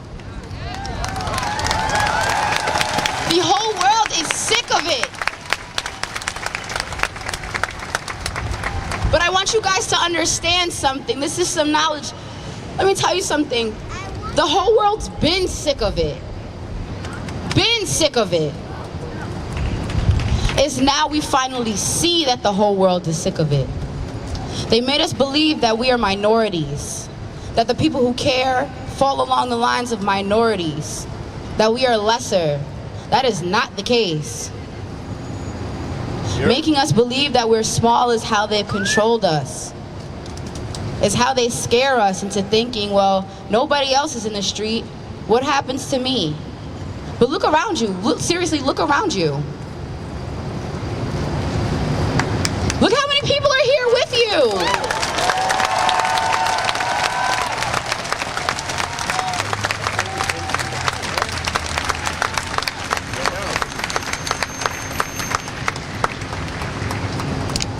Our whole lives, well, speaking for around my generation, we've been fed these back storylines, or backdoor storylines as I like to call them, where we watch TV and we see these movies and these shows where somebody's like a rebel and they're standing up for what's right, and they're standing up against bullying, and they're standing up against whatever is wrong, right? Those are seeds planted in all of us here today.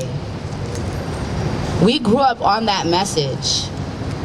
There's a child in the audience, and they will grow up with that same message and spread it onto their children. They will also make sure that future generations stay equal. It's been 400 years, guys. I've had enough, and I'm sure you guys have too. We are all here together as a community. Look at us. This is just one protest. Do you know how many other protests are going on in New York City right now? At this very moment, doing what we're doing? How do we make a change? Yes, we're protesting. We're making noise. We're making them look at us. Now, what do we do? What do we say? What do we want? Exactly. Not just justice, but change. Not just change, but equity. I'm sure every single person in this audience, no matter who you are or where you came from, has some idea on how to make a change. Just an idea. I know this. You might not have a plan, but you have an idea. You might not have an idea, but you might have a plan. You might not have an idea or a plan, but you might have a connection. The only way, the only reason that the system that we have right now is in place is because a community came together and made it happen.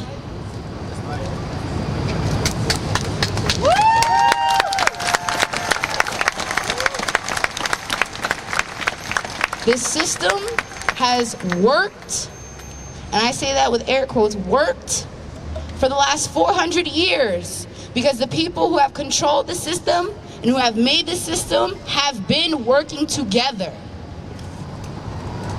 They live by united we stand, divided we fall. We need to do the same. We need to play people at their own game. Am I right? What does that mean?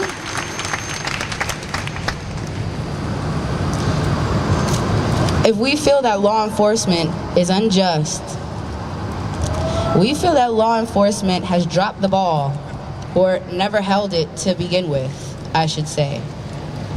That means we come together, put our heads together, as a community, as one, and we come up with a right and just system.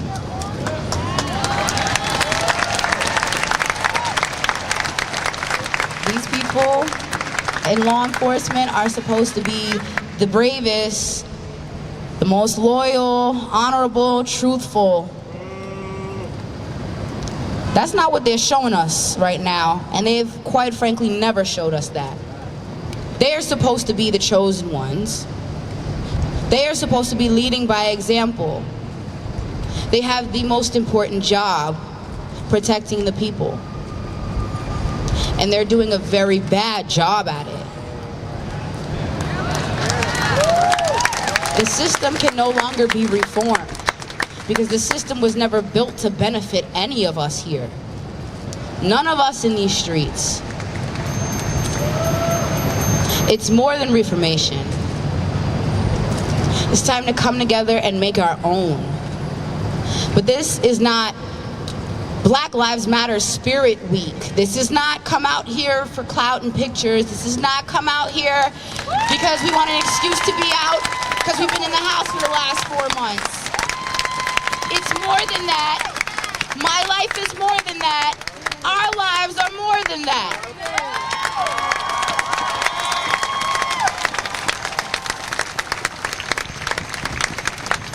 we have no idea and plan, we will fail. And the pushback will be grand in the worst way. They said this is the most historical protest because now protesters all over the world are protesting. And not just in the streets, on social media, economically, multiple ways. That being said, we can't let them take us as a joke. We cannot let this become a hashtag. This cannot be a remember when. Remember when in 2020, the world stopped because of coronavirus, and then the biggest protest in world history happened, and then, oh, I don't know what happened, but now it's 2023, and we just remembered it because it retrended on Twitter. That ain't happening this time. This is not a joke. This is for real.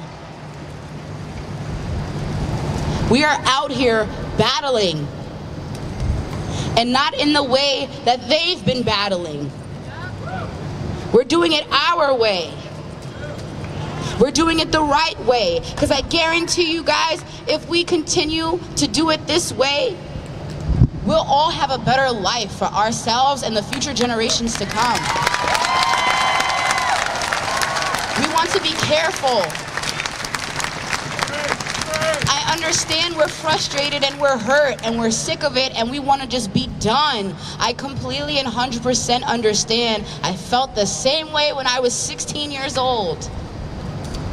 But what I realize is if we take back the system, or we reform, or we try to play the game the way they're playing it,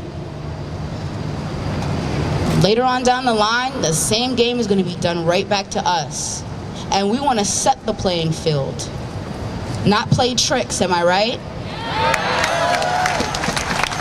We want to lead by example now. We want to show them that it is possible to have a realistically perfect society.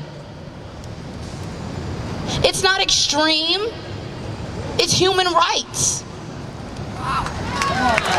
Who became the gatekeepers to human rights?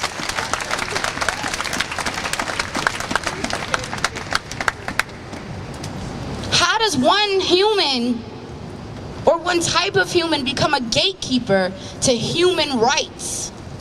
As far as we're concerned, as far as they've told us, it's just the human race. It's just us. Yes, we have black, white, Hispanic, Asian, of course, but we're all human, as they like to say. What gives you more power to judge my life or our lives? Nothing. Law enforcement, and I actually want to take a second to say I'm grateful for this PA system, because maybe law enforcement will be listening since they like to accompany so much. Because at the end of the day, they're all human, and they take off their badges, and they go home, and they talk to their families about their days, and they sit with their own thoughts in their beds, and they lie awake at night, wondering where they went wrong. How do they shake this guilty feeling? So I have hope, I have faith that with this PA system and these beautiful acoustics, that some officer somewhere is listening to the message that we're trying to share. Right?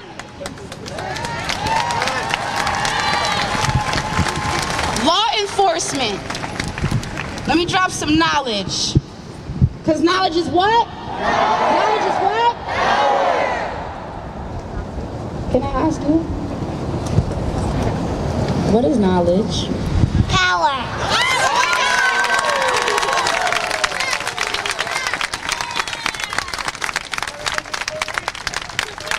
She's been marching with us, by the way, guys. Fist in the air and all.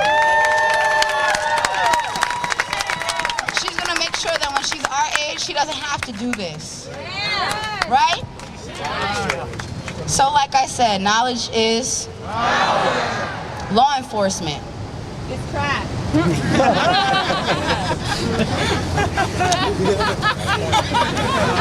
She didn't lie. Law enforcement. Why was it created? To protect the people, of course. Who was it created by? KKK.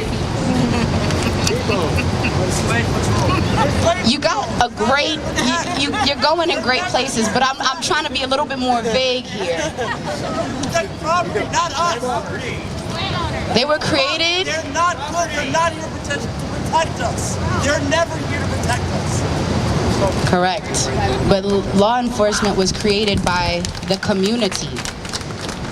I'm not saying our community, but I'm saying law enforcement was put in place because the community decided to come together and say, we need the bravest, the most honorable, the most truthful, the most loyal to come together and protect us. No, to protect capital. That's why law enforcement was created. Fuck the police. Y'all are doing a terrible job.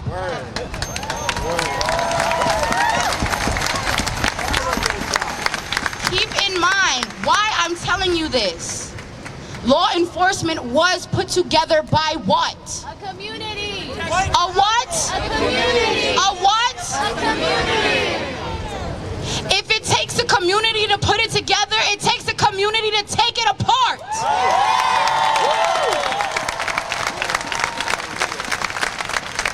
And if you don't know, now you know. Knowledge is. Knowledge is. Knowledge is. Y'all didn't know? Now you know. We can put our own law enforcement together. We can create our own bylaws. We can make our own mission statement. All of these groups, along with NYC revolutionaries that are putting together protests and events and making this happen, can come together and form a new law enforcement, not a reformed law enforcement, a new law enforcement. A new system, not a republic. Because we are the community. The community needs to come together and voice their concerns as a whole. They made this country because we're all supposed to be land of the free and home of the brave, coming together as people, starting off one of the most significant documents of the country as we the people. Bullshit. Bullshit, yeah. They did not think about us when they talked about we the people. So we need to make sure we, the people, are included. We, the people, need to take back our space. We, the people, need to take back our country.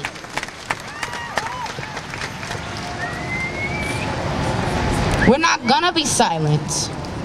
We're not going to be peaceful, nonviolent, yes, but peaceful, absolutely not. You're going to hear us.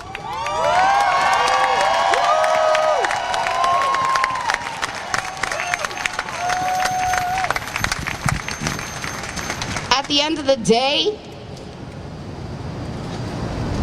personally, I am not afraid of a man or woman, I should say human, with a badge. Because you know what I am? Human. I am not scared. We are not scared. We are all just human at the end of the day. They're scared. They're scared. They find this a threat. They look for ways to put us down. They need weapons. We are not scared. We have powers in numbers. Look behind you. Look behind you. Look behind you.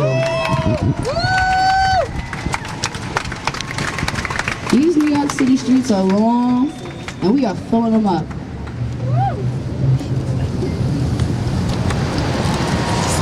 Somebody came over here. Yeah. That part too. Somebody came and said to me, which has been said to me plenty of times during plenty of protests, they're making a barricade. They're blocking us off. When I say they, I am referring to law enforcement.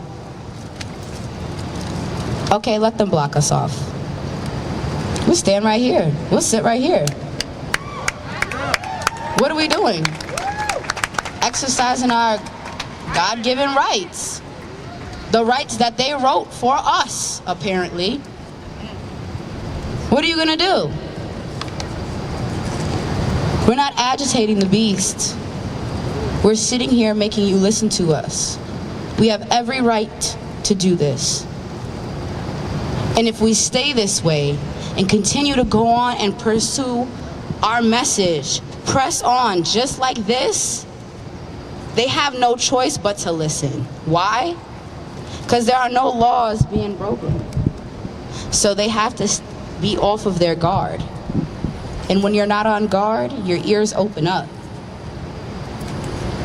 You might be wondering how some of these protests make a change, but I can tell you, because I know from experience, speaking like this amongst thousands of people who are silent and allowing the people around us to hear the message, who all support the message, right? They have to listen. Their guards are down. There are no rioters to tear gas. There are no rioters and protests to beat, or pepper spray, or smoke bomb. We're all sitting here, non-violently. So their ears will open up. Because yes, they're off of their defense, but they have to be observant of this crowd to ensure nothing bad happens.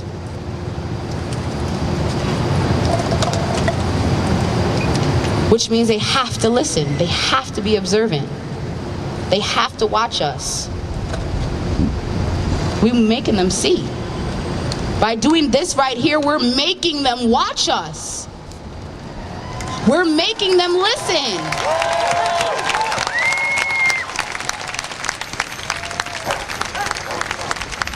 And I promise you, out of all of the police officers and law enforcement that are around watching this protest, they're all human.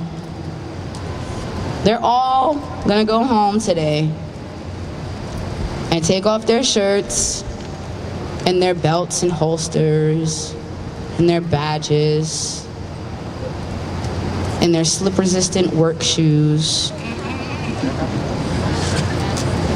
They're gonna sit down, and whether they want to or not, because this is a pandemic and we don't have anything else to do but think, they're gonna sit down and they're gonna think and think and think.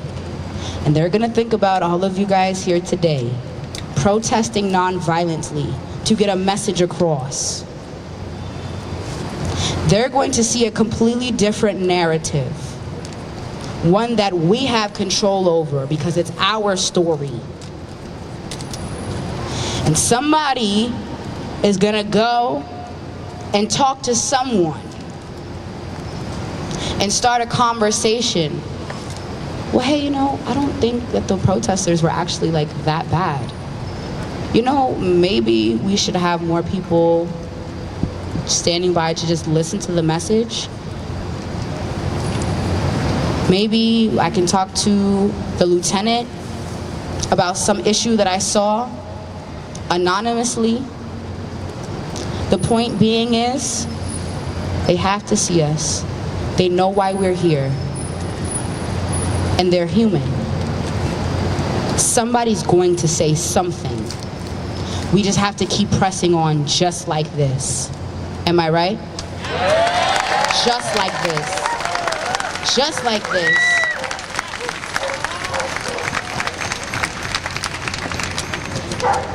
We stop in front of here because this is a privilege. Every single one of us sitting here today has access to this building. Access to books which hold knowledge, knowledge which holds, knowledge which holds, knowledge which holds. This is a privilege. The giants that came before us, whose shoulders we stand on, set it up for us. It's time for us to finish it. Am I right? Now, before we continue, I want to ask everybody to pull out their cell phones. If you haven't already, please pull out your phones. Everybody got a phone. That's how we all wound up being here today. Please pull your cell phones out. If you have Instagram and that's your preferred social media, hit that up. If you have Facebook and that's your preferred social media, hit that up. And if you have no internet right now, because they do tend to block the towers, write this in your notes. Instagram, revolutionaries.nyc. Facebook, NYC Revolutionaries. It's on my shirt. We are a group in the works to become a non-for-profit and to actually get rights and power to change the system. We can only do that with the help from the community. Now, I can sit here and ask you guys for donations or for supplies, which will be much obliged, but we need more than that. This goes beyond monetary, this goes beyond food and drinks and megaphones. We need a community effort. We need every single one of you guys to participate. Tomorrow we will be holding a live open caucus. It will be streamed to the Instagram I just gave you and the Facebook I just gave you. The group I'm working with, we have a lot of ideas and a couple of connections. We need more input.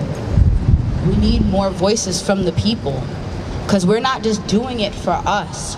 We're doing it for the people. So we need you guys to tune in, comment in the lives, on the pages, message us with your concerns for your community, for your family, for yourself. Work with us, please, so we can continue to make a change and keep on. Because yes, protesting is making them watch us, but we need to come together as one voice to tell them what we want. And if they don't give it to us, well then we'll come together as a community and demand it. We do it ourselves. They are fueled off of our dollars, off of our energy, off of our lives. We have the control. Knowing that, having that knowledge is what? Power. Having that knowledge is what? Power. Having that knowledge is power. That's right. Even a dog knows. So please, if you can, join us. Please frequent the page for updates on future protests and events to help the community. We are looking for many Black-owned businesses to help promote. We have to start somewhere, whether that's coming together as a community and creating our own system and our own law enforcement, coming together as a community and taking back that economic coin, coming together as a community to educate the children in the schools. We need to do it. We have ideas. We just need plans, and we need to execute them together as one. So again, if you can, NYC Revolutionaries on Facebook, revolutionaries.nyc on Instagram. Please keep up with us. Please keep supporting. If you can donate supplies, we ask for supplies first, monetary later. If you can donate waters, Gatorades, snacks, bullhorns, batteries, first aid kits, anything. If you have medical training, security training, we could use your help more than ever. We've all gone around in society learning different things, different trades, becoming doctors, lawyers, accountants, teachers, law enforcement, first responders. It's time to take back our community. It's time to utilize all the trades that we have, all of the things that make us different, utilize them together and become one. Because united we stand, divided we fall.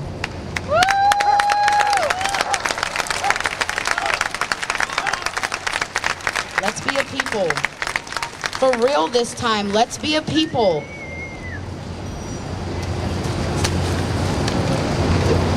Please, as we continue this protest and we continue to march, remain non-violent.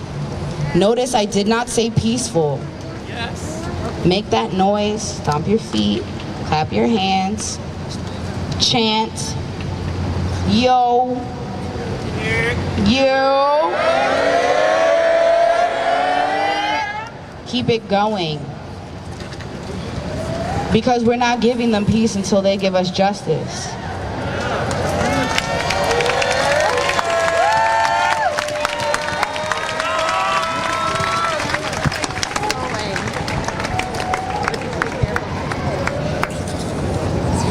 I think we'll be dead.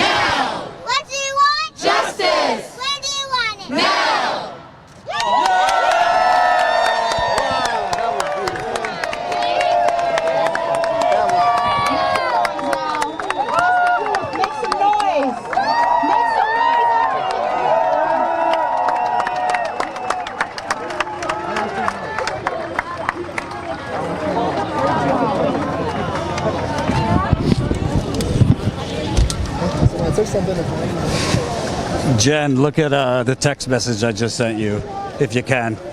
Hold on, audience.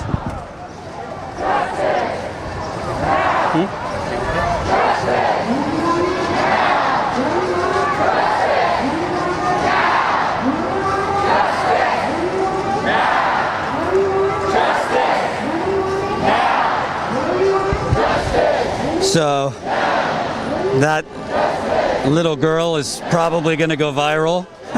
So I just told Jen to clip that and get it out ASAP.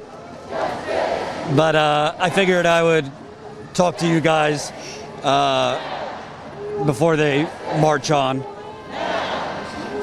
Justice! Give you some of my thoughts. Justice! And you see the crowd still in a circle. Chanting the justice. What do you want? Justice!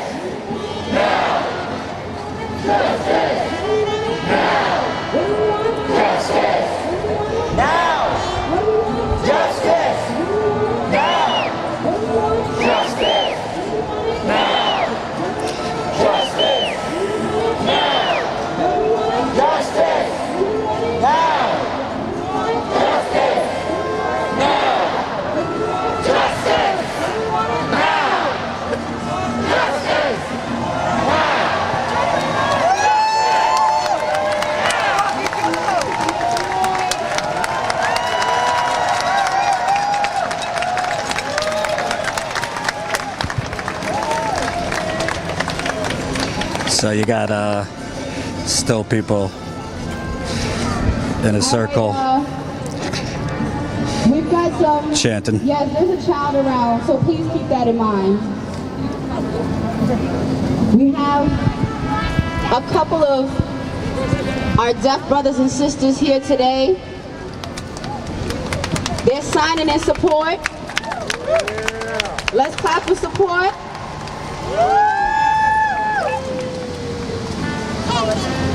If your voice goes tired, they would appreciate if you would join them in signing Black Lives Matter. I'm going to show you guys, and you can play telephone and pass it all the way back. Happy? Yeah. Black? This is a sign for Black Lives Matter. Black Lives Matter. Black Lives Matter. Black Lives Matter. Black Lives Matter. My people in the back, did y'all see that? Can y'all play telephone? Black Lives Matter. Black Lives Matter. Black Lives Matter. Black Lives Matter. Make sure you're showing your brothers and sisters that all the way to the back. Y'all got it? When your voice tires out, keep that chanting going. Keep that signing going. Got it?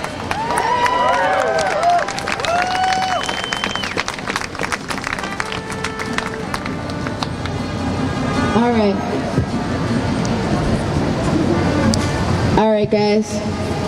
We want to head onward.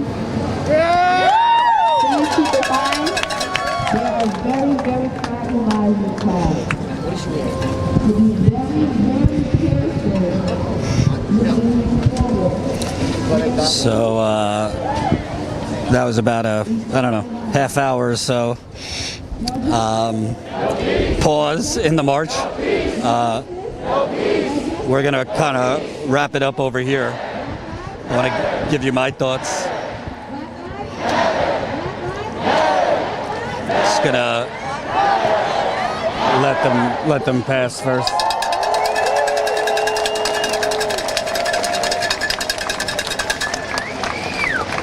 So pretty powerful. Still hundreds and hundreds. The official count's probably over 1,000 of protesters that marched from Washington Square Park. This is Bryant Park, right in front of the New York City Library. And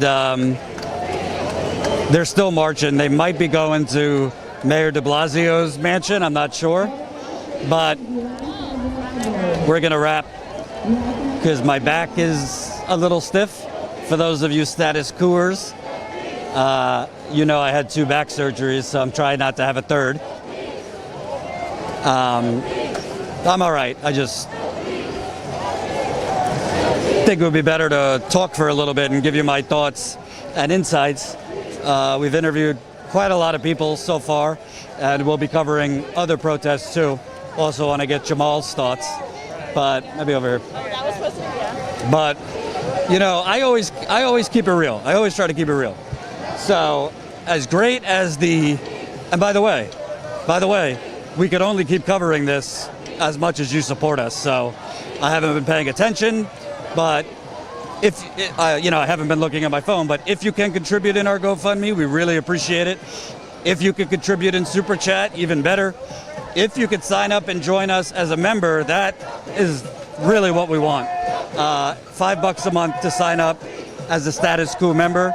statusquo.com/join. But I gotta say, this movement's been going on for about 2 weeks. So, look, this movement's been going on for about 2 weeks. So, props for that. But one thing that I think is actually lacking, it might evolve into this, but I think it's lacking at this point now. The bottom line is, the forces that they are up against, this movement, powered by Black Lives Matter, are not just the police. The police are part of a much wider system of brutality. We see it viscerally in the badge and the batons and the tear gas and this and that. But the police really just work for the oligarchy. So, you know, I'm not criticizing the protesters because they've been doing a great job. To have this going on for 2 weeks around the country is remarkable. Let me tell you, as a media company, it's hard to get a couple hundred people to do something for one night, let alone, at this point, hundreds of thousands around the country. But I think what's lacking, to get real reform, you got to hit the politicians, the corporations, the donors.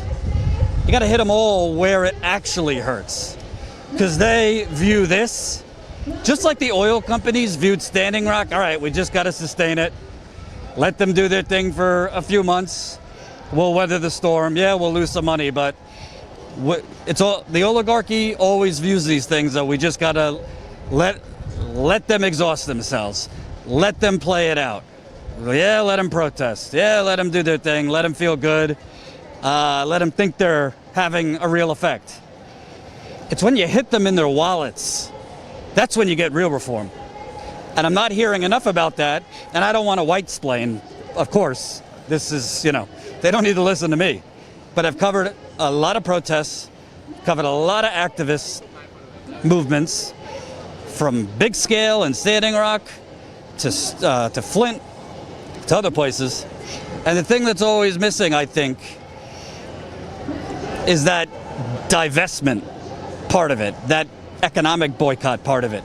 And I think Standing Rock and what's unfolded since Standing Rock, particularly in the climate movement, you've seen some progress in terms of getting banks to stop investing in certain fossil fuel projects, getting certain institutions to take their money out of fossil fuel projects. But it's lacking so far in this, because let me tell you something. If this movement evolves into a coordinated strike, boycott, call it what you want, of Amazon, of Walmart, of McDonald's, of Burger King, of Target, you know, Instacart, you name it. We had 1 day of that. And the truth is, that would hurt a lot of workers. Amazon employs people, Walmart employs people, so it's not like there would be no pain in this. But if you put a dent, even for a week, I'm talking a real dent, in Jeff Bezos, in the Waltons, CEOs of McDonald's, think of all these massive multi-billion-dollar corporate conglomerates. That's when they start really paying attention, because all these people care about is profit and power. So I think I'm not criticizing this movement by any means. I mean, they've done remarkable, and it doesn't look like it's slowing down. Yeah, it's less pure numbers, but it's still a lot of people for 2 weeks later. But my hope is that this evolves into an economic boycott too, because that's when the powers that be really will listen to you. It's when they see less money coming in for Amazon, which we're all guilty of using. And yes, Walmart, a lot of people could only afford Walmart. But just think about it. Think about it. They prey, all these companies that basically are essential monopolies, they prey on the workers that they have been strangling for decades, particularly black and brown people, and more white people. How we fight back is not only in the streets, but at their banks, at their quarterly profits, at their wallets. And then you know what happens? The politicians start paying attention because their donors, which are these corporate oligarchs, they start saying to the politicians, fix this. They're putting a dent in our profits. They're putting a dent on our stock buybacks. That is how you get real change. That's how you get real change. So I hope that this is what this evolves in. I mean, Jeff Bezos is hella greedy for not paying his workers a living wage, but I find it weird people target Amazon. Yee said, I don't find it weird at all. Amazon is about to be the first $1 trillion company, the wealthiest company on planet Earth. So if you're going to target someone economically, I would start with Amazon. So that's my 2 cents, because when I cover these things, obviously, I'm not the organizer. It's not for me to organize and pick the messaging. But the police are basically just there to protect capitalism. Look at what happened at Standing Rock. Look at, you see these cable news pundits, these anchors, these corporate jerk-offs. They're more focused on the looting because their most concern is on property. Doesn't mean looting is good, but I understand the anger and the rage behind a lot of the looting. A lot of these people are economically desperate. They're not just doing it for shits and giggles. So I hope this evolves into a broader economic strike, because we've seen now people are saying, well, when is it going to get to the point where we have a general strike? Well, now we're seeing it is possible in America to get this mass mobilization, frankly, of mostly young people. I wish these people were out during the Democratic primaries. Bernie Sanders would be the one right now.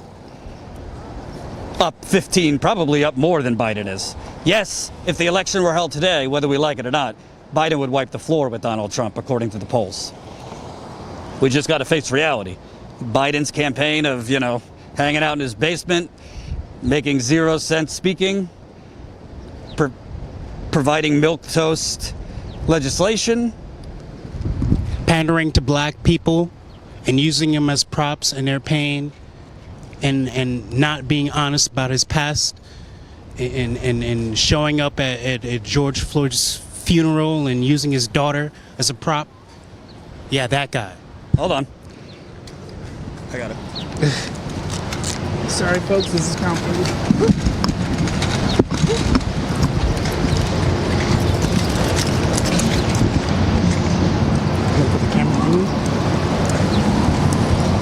I don't think. All right. Okay. Hold on. Just hold it that way.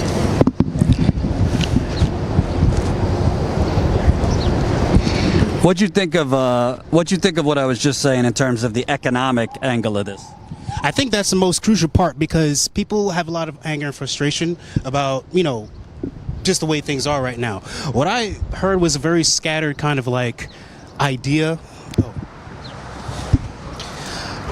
A very scattered idea of what the protesters are looking for, but I think that they need to be very specific about what we are talking about when they say change, when they say that we need radical change. These things aren't going to be concrete until we have policy that reflects this change that we need. We could protest, it's like Jordan said, we could protest 100 days and they're just going to wait it out. The oligarchs and 1%, they're going to wait until we run out of energy, and then they're going to go back to square one. So it's like, until it's more concrete in the form of voting for politicians that actually represent our interests, i.e. progressives, and actually have tangible laws and acts that we can live by, that can improve our lives, a lot of this effort, I don't want to say it's for nothing, but it's going to keep repeating itself. So that's what I have to say. Make this concrete. I also think there's another element here. The bottom line is, I think we learned through Bernie, a lot of people, whatever, mad at Bernie, yada, yada. I'm not going to relitigate that. But it's a numbers game, folks. Right now, you got legitimate chances for progressives, for more progressives, to get into Congress and the Senate. Paula Jean Swearingen just won her primary in West Virginia. She's now going to the general election against Republican West Virginia Senator Shelley Moore Capito. You get Paula Jean Swearingen in the Senate, that's one more progressive with Bernie. Not a lot of progressives in the Senate. Jamal Bowman right now has got a lot of momentum. If he beats Elliot Engel, that's it. In that district, whoever wins the Democratic primary wins. That's another person to join progressives. Yes, progressives like Jayapal, Ro Khanna, AOC, Ilhan Omar, Rashida Tlaib, Ayanna Pressley, whoever I'm forgetting. Yes, they have been, I think, playing a little too footsie with Nancy Pelosi and the Democrats, but the truth is they don't have the numbers right now to really block anything. They don't have the numbers. They would need moderates to join them to do what the Tea Party did years ago. We don't have 80 people sweeping into Congress like the Tea Party had. But if you get Jamal Bowman, if you get some of these other people with a chance, Charles Booker in Kentucky right now looks like he has a real shot to win that primary. It would be a huge uphill battle to beat Mitch McConnell, even if you have a strong progressive, because McConnell has had a lock on Kentucky for years, even though he's less popular than genital warts in Kentucky. Somehow he keeps winning. Has to do with money. Excuse my French. But the truth is, it's a numbers game. Paula Jean, Jamal Bowman, you got other great candidates running that have gotten less attention. I've interviewed quite a few you could see on the channel. There's a great guy running against Gregory Meeks here in New York. Let me get his name. We do this in real time.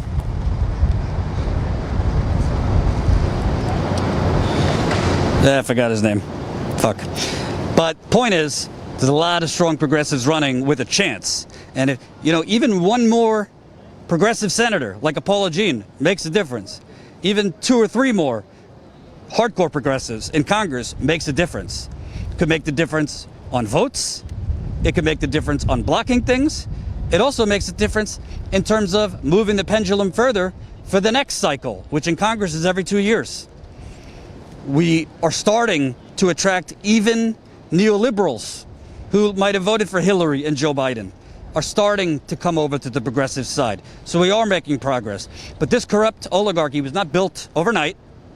This has been 50 years in the making, since the good old days of the American middle class, which honestly never included black people, if we're being real. So it's going to take time. It wasn't, unfortunately, we all wanted it in 2016. We all wanted it in 2020. We thought we were going to have it in 2020. But everybody's energy should be focused on these local races, even though they're not as sexy as the presidency. They're very important. And secondly, frankly, it's kind of fallen out of the mainstream attention. We very much have a depression on our hands economically. Frankly, unfortunately, I think coronavirus levels are going to spike because you have all this mass gathering with a still very deadly pandemic. That's why I wasn't live for several days. I was coughing, and just out of serious caution, I wanted to make sure I didn't have COVID again, because honestly, there's not good enough research to even know if you could get it twice. I got a test. It was negative, thankfully. I don't know why I'm coughing. Could have just been I'm around a lot of people and I picked something up. I'm also not choosing the best time. I'm trying to get off a sleeping medication that I've been on for years, which is not helping me sleep. So if you don't sleep long enough, because I'm trying to wean myself off this medication, my body's not used to sleeping without it, so I'm only sleeping like 4 or 5 hours straight. So when you're not sleeping enough, you get more immune to picking stuff up or getting sick. But bottom line, I think this could be a precursor, whether it be a general strike or a coordinated economic boycott, whatever you call it. Because the first step in that happening, whatever it's going to be, is mass mobilization of young people and a multiracial working class coalition. Bernie didn't quite get there, frankly, because young people didn't show up, but they're showing up all over the country for this. I don't want to take away that the message is Black Lives Matter. The message is, ending this police terrorism. I don't think it's brutality. I think it's terrorism. But it gives us hope for what's possible beyond this. Because again, you're not going to get black people, brown people, indigenous people, you're not getting the change you want unless the oligarchy fears that their economic gravy train is starting to derail. Once you hit them in the wallet, that's where it matters the most. Before I go, I humbly ask you, listen folks, I'm going to keep it just straight up real. We're paying a couple $100 to each freelancer every time they go live. Jamal, we obviously pay what we can each time. Jen, myself, Colin, we've been spending money on advertising, which has helped us grow our subscriber base. We honestly have to spend money on advertising just to get to the amount of eyeballs we would be getting normally, if not for YouTube suppressing us. So basically, we have to spend money on Reddit ads and third-party ads to basically get our videos seen by the amount of people that would normally see it, if not for YouTube hiding us in a cave. There's just costs all over the place. The services we use for marketing, social media. So obviously, if you don't have the money, it's tough times economically. We get it. If you do have a couple bucks, please go fund me. We're less than $12,000 away. We're going to continue using freelancers to cover protests and other things if we have the money. If we don't have the money, we're not going to do it. If we do have the money, we're going to do it. We're focusing more on the GoFundMe right now. Yes, we would love you to join as a member, statusquo.com/join. We're focusing more on the GoFundMe right now because we know membership, it's tough during an economic depression to boost your membership. We've lost over 120 members so far since this pandemic started because every day I'm getting another email from people, sorry, I lost my job, can you cancel me? And we get it. We totally understand. So that's why in the short term, we're focused on the GoFundMe. So any amount, even $5 in the GoFundMe really helps. And that's it. Thanks for watching. We'll be back at it tomorrow. Not sure whether it's protests or other things. We're also starting to think about, I spoke with Jamal about where to go next because I'm hoping since I already had coronavirus, it's harder to get it again. He's a young, spry man, which you could still get it, but to the best of our ability, we're going to try to protect ourselves. But I'd personally love to go cover Navajo Nation, which has been decimated by coronavirus. I started talking to some folks in Georgia to see what's happening there as far as the Ahmaud Arbery murder. There's not as many protests because there's a pandemic. As far as I know, there's not court events yet. So we want to go down, but obviously, if stuff's happening. Apparently there's a commune now in Seattle. Protesters just took a police precinct and are building their own little community, so maybe there. Who knows? But we definitely want to get back out there in the field. If it's not, if shit goes crazy again and there's massive increase in cases of corona, we won't. But for the time being, we'd like to get out there, take a minimal risk to show you what's going on. Because honestly, Status Quo is built on being in the field, covering what no one else is. So we'll get back to Biden versus Trump tomorrow. Frankly, I'll talk more about this tomorrow, but honestly, this period now really reminds me of 2007 and 2008 when, let me be clear, I'm not comparing Biden to Obama because there's really no comparison. Obama had more charisma in his fucking left toe than Biden. Biden can't speak. So I'm not comparing Biden and Obama rhetorically. I'm talking about the times. The country in 2007, 2008 had just turned against George W. Bush and the Republican Party. Honestly, as historic as Obama's candidacy was, it was going to be good for whoever the Democrat was against the Republican, because between the wars, 9/11, the economic crash, the country was just ready to flip the page on Bush and the Republican era. And I think you're starting to see that with Trump, especially even Republicans are starting to fall out of favor with Trump, leaving Biden, who basically can just be in a coma in his basement and he might still win. It wasn't like that 3 weeks to a month ago, but it's starting to get that way, particularly how badly Trump has handled not just coronavirus, but this moment with the George Floyd murder, you know, the photo op, all this stuff. But that's also dangerous too, because we don't want a repeat of 2008. When the masses think, oh, good, we're getting rid of the Bush era, we're getting rid of Republicans, we're putting in a Democrat, the Democrats will save us from this madness. And then we just go back to the good old days of neoliberalism. So it's kind of, you got to be careful with that thinking. I'm not saying vote for Trump. What I am saying is Joe Biden is not offering a real reform. He's just not. Anyone who tells you he is full of shit. He's offering an extra $300 million towards community policing. It's a Band-Aid to a gunshot wound. Community policing is not the answer either. Radically reforming the entire system is the answer. And part of that is severely cutting, I'm talking drastically cutting, police budgets. You do not need $6 billion to go to police in New York City.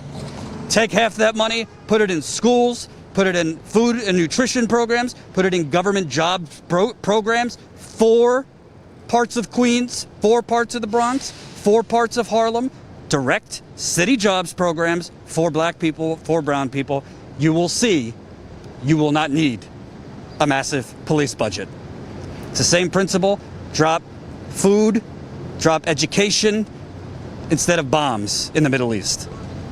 Anyway, I could go on. We'll talk more about that tomorrow. Any parting words?